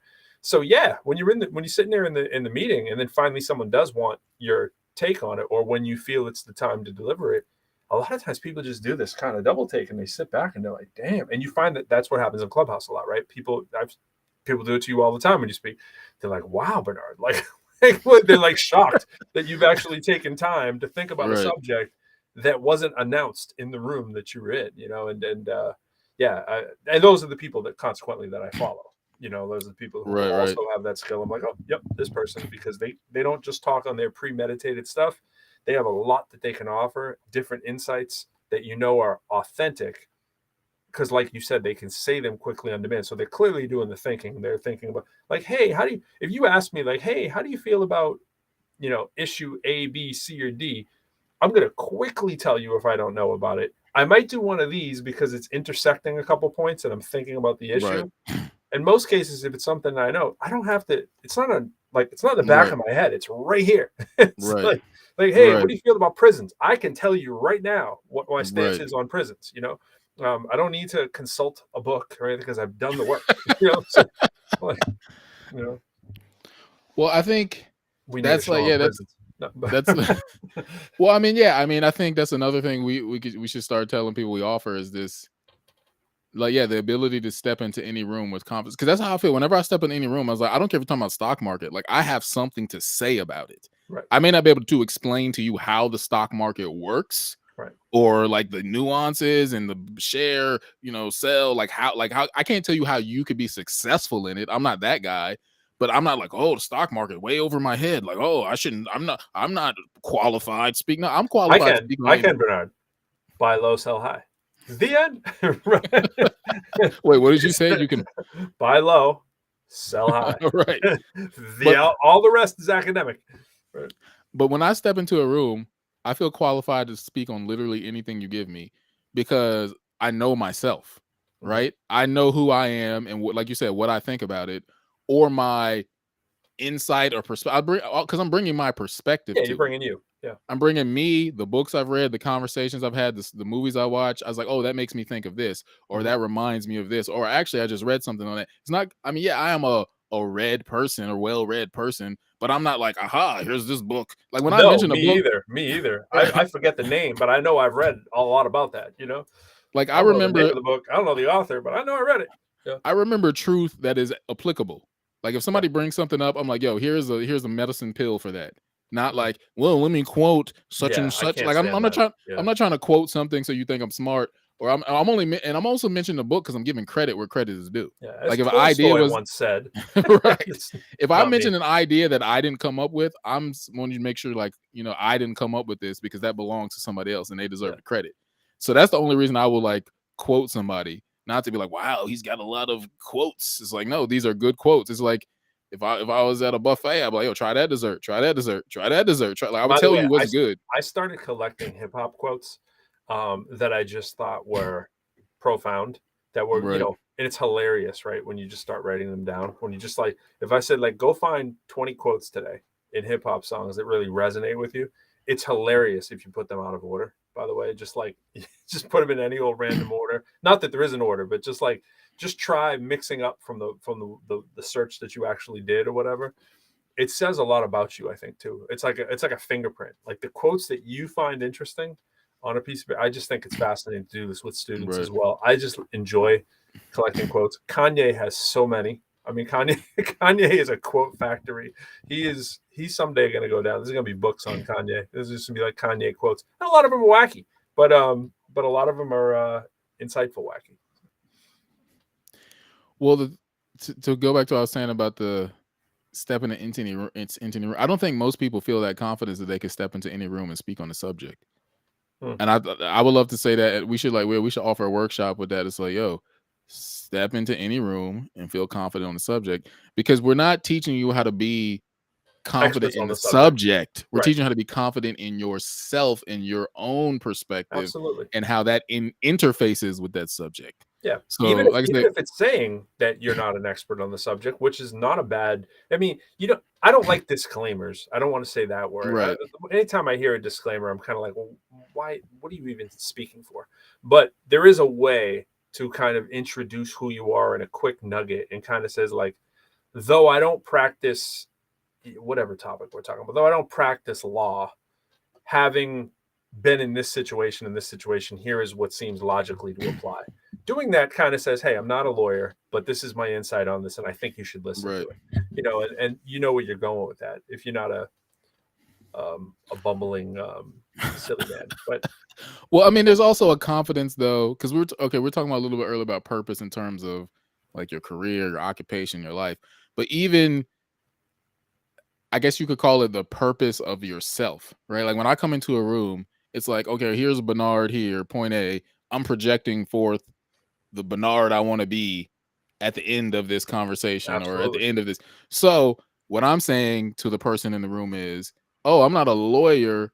However, I have a very specific outlook on life about law that I Right. think is valid and important for you all to hear. And it has a creative bent to it that you're not going to hear from somebody else. So I'm going to say the thing in the room that the other person isn't going to say. Mm-hmm. So like Oh, when people I make the mistake of that. I mean, I sometimes will offer too much. Like in live shows, I'll do that. I'll just like riff based upon something that I have not done all the work on, but I've done maybe I've done the research, but I haven't actually got to point formulation, like I didn't become a rap or whatever. Sometimes I can take that too far. Like, and then you realize you're in the room and you've said something that's very polarizing. And it's like people start to, like, I was at one conference, and I decided to give my analogy on how I kind of think the political spectrum. And when you go political, it's like going religion, right? You go Right. religion, you go political, you've lost half the room, right? So I was like, well, you know what made me think of this is legal. And I was like, well, there's some of us are over here, and there's people that are over here, and we're for loyalty, and we're for upholding the law, loyal. And then over here, there is the equity, fairness, right? So there's law Right. for law's sake to arrest you for doing what's wrong. Like, I am upholding the law. I am loyal. Like, when this is the rule, I follow it out. If you say this, I say okay. And then there's people over here who go, well, no, that doesn't seem fair. Like this, I want it to be. I don't care what the law says over here. I want it to be equitable. And I did my thing, and I said, truthfully, I'm biased. I'm like, here's my bias. I am definitely on the progressive side of the pendulum, and I find that most progressives are more concerned about the equity and the equality, and I find more conservatives concerned about what does the law say, and we're going to carry that out. And Right. I was like, oh, I could feel myself going into treacherous waters when I said it. But that's my truth. It's not like I'm Right. saying Right. I decree this to be the way. It's just in my Right. experience, it's Right. been that's what. So if I see someone come in and they usually are letter of the law, all this, I can usually generally say politically that's probably a Republican. And then over here, and I'll say it's probably somebody who identifies as a liberal, progressive, Democrat, whatever you want to label it. Not always, but in general. Right. Yeah, I mean, there's a lot I with can that. I can I can go too far. Well, I guess I'm speaking more of the idea though. Or for instance, let's say I was in a room full of lawyers. Like, yeah, there's a part of me that's already like, okay, these lawyers, maybe they came in this room because they want to talk about law as they know it, right? But if I was invited on the panel, or if someone asked me, I would tell them, I was like, okay, I have a cool idea that I call loopholes. I was like, I was like, I see law as very creative because when you use a loophole, you're telling, like I always say, like, you tell your mom, like, your mom's like, don't have cookies before breakfast. It's like, oh, I didn't get the cookie. Like, I asked dad if he would get the cookie for me. Like, you didn't say I couldn't ask You didn't say dad I if he couldn't could have get the cookie. candy either. So Right. when somebody brings up law to me, I'm not gonna try to talk about the law, even though I find it interesting and I watch Law and Order and all these shows. I'm not gonna try to attempt to talk about the things that they would know. I'm Yeah, gonna say, well, this is how I see law. absolutely. Yeah, right. Whether or not you connect with that, it's not really my fault. Like I'm here to bring to you the voice that I have, and I think that's to tie it back to what we're saying about introverts. I think that's what's missing is the subjective part of life. Is like whenever I'm in a room full of people, I'm like, yo, the answers are here among us, but you guys are like you're avoiding, Hmm. you're deflecting. You're like, oh, let's keep looking at the problem directly and just keep hoping it'll get solved. It's like the answer is you have something to say, but you're afraid to say it. You have some point of view to bring, but you're afraid to say it. We all have a point of view that I think when they come together helps us be like, oh, that's why we haven't solved this, because we're not using our unique selves, our unique talents. Hmm. So I feel I want to be the person in the room who's like, oh, this guy's speaking. He's like the domino. Oh, when Bernard said that, like, oh man, I'm so glad he was the first one to step out. Like I told you that story when I was doing that room when I was walking when they called the obedience of creativity, Hmm. and I was saying like I was on this art panel and the kid asked a question of like, man, how do you find your self-worth as an artist? And I was like, kid, like this is not a normal question. Like this is a spiritual question. Like you're not Hmm. asking me how do I edit videos. So I was like, Yeah, go to right. YouTube. I said, well, I can't answer this without talking about God. And Hmm. like so Yeah. the fear part was like, oh no, what's this gonna do? But then it just broke open the conversation because all the other artists on the panel were like, yeah, I don't necessarily believe what you believe, but I see what you're saying. Like the whole conversation expanded because I was willing to say what I really thought and how I really felt. And I think that's what we need more of. We need more of that personal insight And I think that's what the introvert is best at doing. That's probably why Absolutely. introverts always feel rejected, because someone's like, well, what do you think? And you're like, well, this is what I think. Mhm. Like, this is and it's going to be very unique and very specific. And it's usually not the general consensus. And so the Right. introvert's like, oh, this is why I don't talk, because I always get like looked at funny. But that's like, we need more of that. And we need more like extroverted people to be like, you know what? I have weird thoughts too. And I never say them. Thank you Mm. for being a domino. And I think that talks to mental health too. It's like, I'm always happy imagine to do that. Yeah. imagine, like, I think this is why we have so many mental health problems, because somebody who's probably sitting there is like, I'm having the worst day ever, but they don't feel like they're allowed to say that, because that's weird. Sure. That's like, you It's should be able to say, today I wish I wasn't alive. yeah. No, don't say that. Yeah. Yeah. Like, it's like, well, what it's how the person felt. Yeah. Like, that's how they're feeling. You're like, no, but just There's a say, report getting filed. just Yeah. just say, I wish things were better no, I don't want to be alive today. Mm. Like, if people aren't allowed to actually say their true selves, like, then what are we actually talking about? Yeah.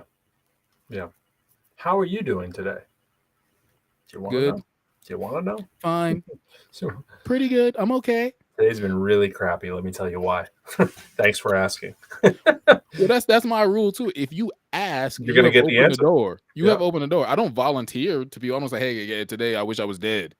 I don't go up and volunteer. But if you generally ask me, hey, how was the day? I was like, are you asking me this because it's a cordial greeting, or You you know really what's want to know? the funny one about that is a lot of people at my job at the university, when they see me like in the hall or whatever, I'm actually not saying this as a catchphrase.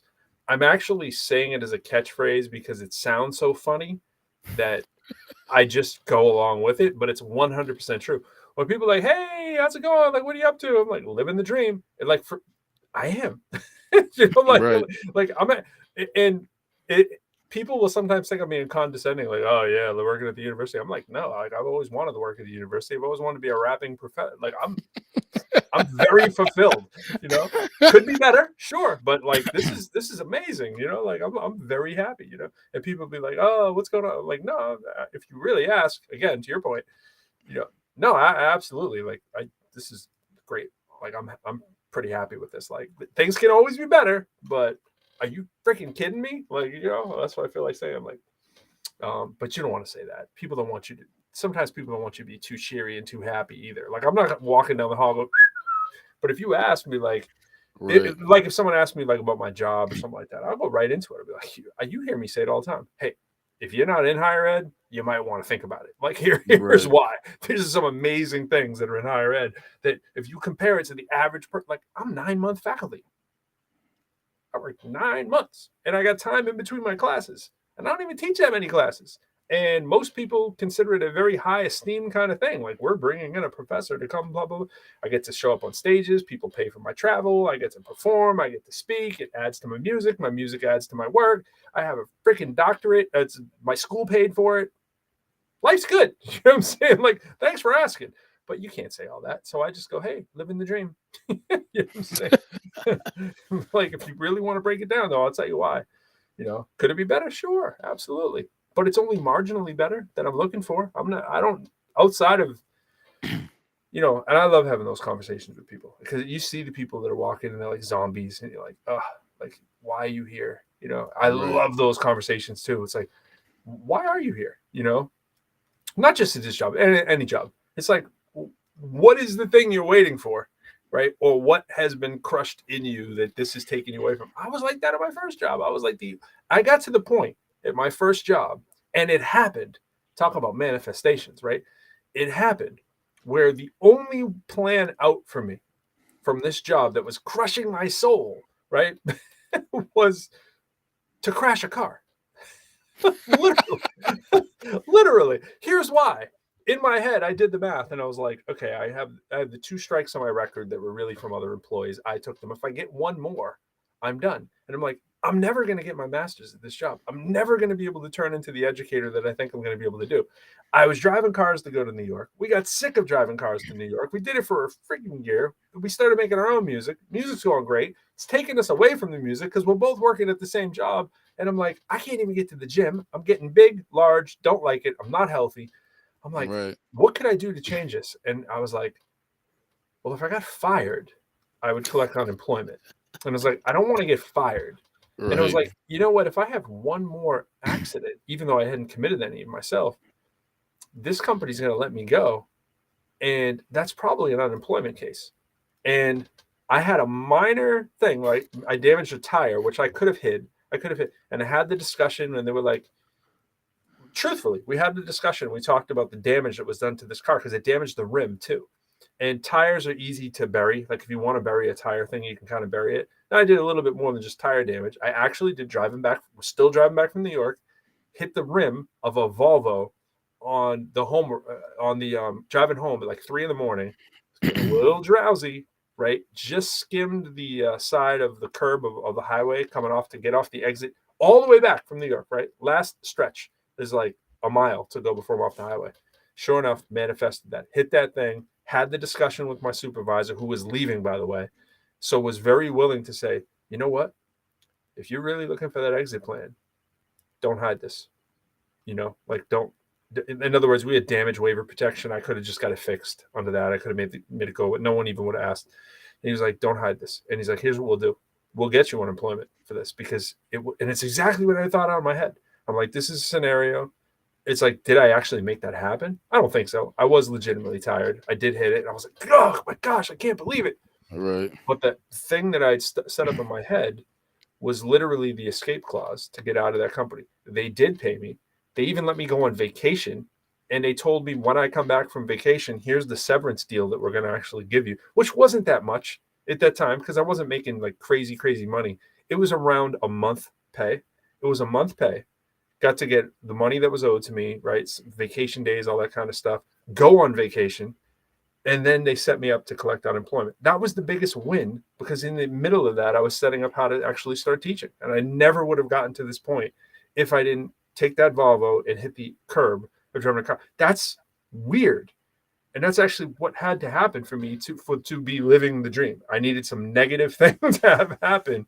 It's crazy how we can get into these jobs and the only out clause can be something that is so bad for your mental health that that you do something stupid. And I did not intentionally do that. I mean, in my conscious brain, I did not intentionally do that. It was unintentional, but it is exactly the plan that I laid out. And I Right. think a lot of times people do not have the escape clause from the thing that is sucking the life out of them. Like, how do you get out of that? Because most people's catch 22 is they want to quit. And here's the screwed up part with our economy. You can't just quit. The job will Right. not give you unemployment. So we Right. talk about all this mental health and well-being, but you need to be fired. How Right. backwards is that? You need to be fired or laid off so that you can collect unemployment. You can't voluntarily leave, even though we know that would contribute to people's better well-being. That kind of is weird. I get it. I understand, but there's something in the gray area there that could be better thought out, and it would probably be better for everybody in general.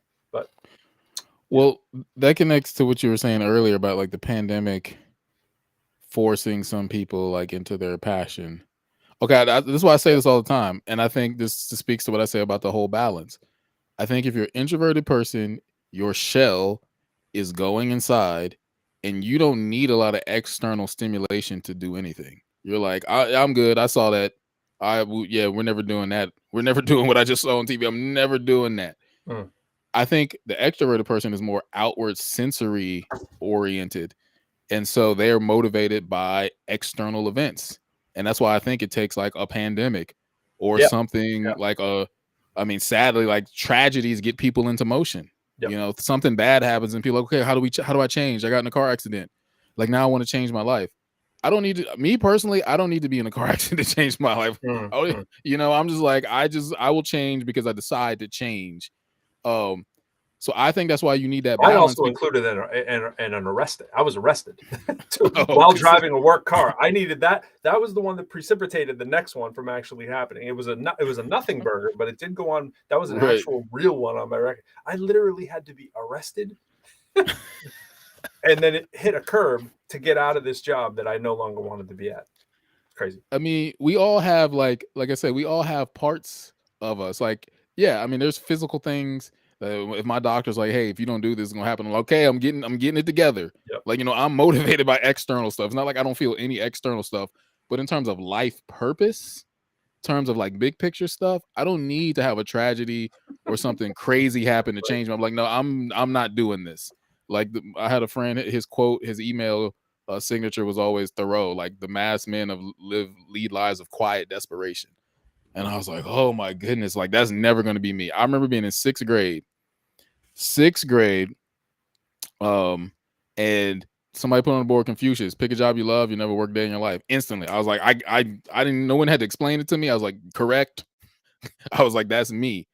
So I think when it comes to what you're saying about the pandemic, I think what we have, like I said, is this balance or off balance where it's like, well, the introverted approach has not really been introduced enough to be like, hey guys, guess what? You don't have to go through a tragedy. Like we can just think about this and like change it. Right. Like I tell, like I was telling friends this because I was talking. It's actually Saki jumped into a room and I was talking about, in Christianity, there's this like, grace versus like forgiveness. And I was like, well, or no, grace versus truth. I was like, well, grace is there. Like if you mess up, grace is there to help you, but it doesn't mean you have to use it. You know what I'm saying? Like you don't just mess up to be like, if you're having a really good game in the video game, you don't really need the free life, right? Right. Let's play Galaga. It's like there is a safety net. I always use the example, like if you have a trapeze artist, they have a safety net because like, something could go wrong. But they are in the gym working out so that they're strong and in shape, and they are practicing before they do it. So they're disciplined to practice and be in shape so they don't fall. But the safety net is there in case they do. For real. So I think the introvert brings this idea of like, hey guys, stuff could go wrong in life. There are unknowns, but we don't want to approach life like that all the time. You know what I'm saying? And not just all, like you can approach certain situations like that. Oh man, I'm gonna go to this party. Who knows? I might meet someone. I might meet the love of my life. But you don't want to approach your entire life. Like, what do you want to do with your life? I don't know. We'll figure it out. Does that sound like a good idea? What is like? Does that sound like the plan quote? Is what if you fail to plan, you plan to fail? Right. Right. Always get that backwards in my head. Yeah. So I don't think the way to tell students is like, hey, just go to college and figure it out. I was like, no, we need to sit down and work this out. Role play. Yeah. Think it out, role play, try some stuff out. But the introvert brings that. The introvert is like, look, guys, we can see. I think that's what's hard for people to believe. The introvert can see in the future, so to speak. They're like, hey, I can't predict the future, but I can imagine these possible outcomes that might happen. And if you brought that energy into school, into the work environment, you'd have so few people quitting or so few people aimless because the introvert was like, hey, we can actually think about this rather than just kind of like allowing it to happen as it goes. We need some dream managers out there is what we're saying. We need some trees on board with the dream manager too. She wrote also too, I don't know if I put this one up. She said, that's why I've always told my kids, go find your school advisor. Oh yeah, that's probably related to the earlier comment as well. I know we try to wrap it up here, just looking at some of these things we may have missed. We always try to say a final wrap up point as well too. Tree said on that comment, I mean, obviously that was referring back to when we were talking about the advisors. So I think I did actually show that one earlier. But to that point, that's why I've always told my kids, go. I don't know if you meant to put go capital. Go find your school advisor. Like, yeah, like I'm on the same wavelength, even though I didn't do it. I knew who my advisor was. Right. I was aware. I knew this was the person, but again, I was thinking this stuff out myself too. The only mistake I made in high school was I let them tell me, yeah, you should go into the business program. Accounting and numbers and stuff, that'll be good for you. And I've said before, like, no, that was boring. I didn't want to do that. But having business was cool. But this goes back to the whole essence of what Bernard put forward at the beginning. If you're thinking about what it is that you want to do, you can waste a lot of time going into a program like business. Business, the entire curriculum of business doesn't actually kick in until after your first couple of years, with the exception of like my school, UMass Lowell. They made you finish the calc sequence for whatever reason. They wanted to torture us and say, hey, you need to take all that calc just to have a business degree. And a lot of schools do that, right? A lot of these good business schools are like, oh, you might need calc, so they do it. It's more of a prestige thing. You need your financial accounting, you need your managerial accounting, you need your microeconomics, you need your macroeconomics. That stuff is happening in the beginning, but business is almost a default, I feel, for people who don't know what they want to do, but know that they want something a little bit more than I want to do English. They don't want to get in the trap of being a writer or something, right? Because they know that that's probably going to be a difficult job if it's not their absolute passion. So it's this non-liberal art kind of major that is kind of approaching STEM. And it's like, it's always good to know business, right? Who doesn't want to know business? And you could go to any school and they're going to have a business program. Probably the people that are wishy-washy are not going to the greatest business schools anyways. They're just taking a business program anywhere or whatever. But again, if they wanted to be an engineer and you didn't go to the advisor and they didn't tell you specifically, hey, if they don't have a plan like the one I had mapped out there, like you take this course and this course laid out for you, i.e. pathways, you don't go to that advisor. You wasting time, money, and someone hopefully being honest with you saying, yo, what is the dream that you're trying to do? And what's the path of least resistance? They should be telling you that this is the path of least resistance for the thing that you've identified. And do you have a concentration that you want to have? Is there another major that you want to get? Don't waste time with I don't want to turn this on to college here, but just to Tree's point, don't waste time with just electives on I think it'd be nice to take that. No, to Bernard's point, identify it early. If you got something that you want to say, then you don't have time to be taking that as an elective. I know we're supposed to say, oh yeah, just go take, photography 101. Unless you really like photography, and you could get 2 majors out of the deal, or usually only need a couple more classes. I did it. I did marketing and economics. And when I wanted to do philosophy, my mistake wasn't it wasn't a mistake. I liked classes. I took I got into a graduate level philosophy class. It was called Theory of Knowledge. Loved it. Life-changing course. And then I started saying, oh, I want to have a philosophy minor. And they were like, you really can't. I was like, why? They were like, because you're going to need 6 more classes to get that. But if you, under business, you could have both majors with marketing and economics, because look at all these check boxes that they both fill in. Right. And I was like, oh, I had no one to tell me that stuff. So I was like, oh, now I know how to play the game. Yeah, you got to go. So because if you don't articulate the dream to somebody else, someone's going to articulate the dream for you. And it's not really a dream. It's just it was their dream. Yeah, it's like, oh, this is what you should do. Boom. You're like, okay, you look like an expert. Yeah. That's what I tell my students. Yeah, my final comment is differentiate between good tree goal and dream. Differentiate between purpose and career. Because definitely. Good one. Like I think with everything we're saying here, the point I always land on is purpose. Like I don't really care what you do with your career, because if your career is not rooted in a purpose, you don't even know why you're here on earth. Yeah, there's so many people who go to work and they go to school, but then they question, why am I even here in life? And if you don't even want to be here in life, like, of course you're not going to want to be at your job. Like I tell this to people all the time, like students having like, mental health, suicidal thoughts. And you're like, oh, by the way, take this standardized test. They're like, I don't care about my life. Yeah. Unless you work at Disney World. I mean, you probably even then. What do they call them? Cast members? Unless you get to be a cast member if you're something like that. You get a cool name though if you're at Disney. But most jobs, Bernard, is 100% on point. But I'm just like, hey, if I don't know what I want, why not work at Disney? Like, you don't know where to park? Why not go look to the front row? Don't go in the back. Don't go to the cheap seats. Just assume there's a spot in the front. Hey, you don't know where to work? Go to Disney. I mean, I had kids. I did a podcast with 4, young men, and they were talking about how they didn't know their dads.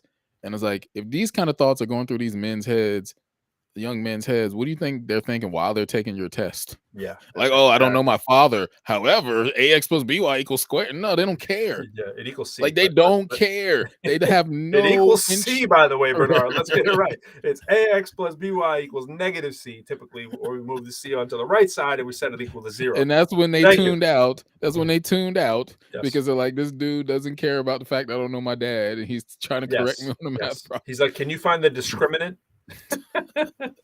It's like So define discriminant.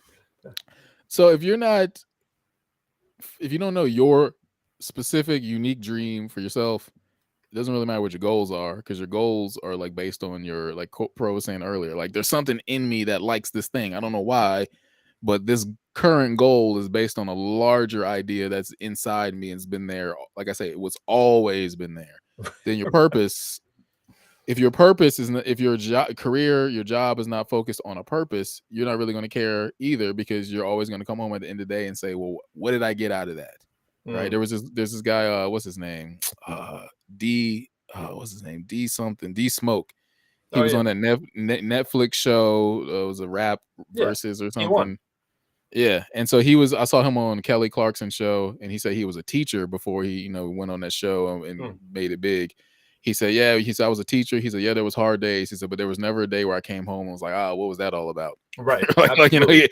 every day he came home was like, yeah, it was hard. It was some frustrating kids back talk, but it was always worth it. And so that's the question I always ask people, like, will you be able to look back at your life and say, that was worth it? Absolutely. The last thing I'll leave it with this, just to follow up on yours and end with this, is that people say that to me too with the math. It's funny, you just said the AX and I jumped in and the math, I put the math hat on, right? I'm like, no, Bernard, it's AX plus BY equals negative C, right? It's like, but I was just using it as an example. He wasn't trying to quote the math, right? But here's me in the math side, and people are like, you love that though. That's why you do this. And I'm like, no, I don't.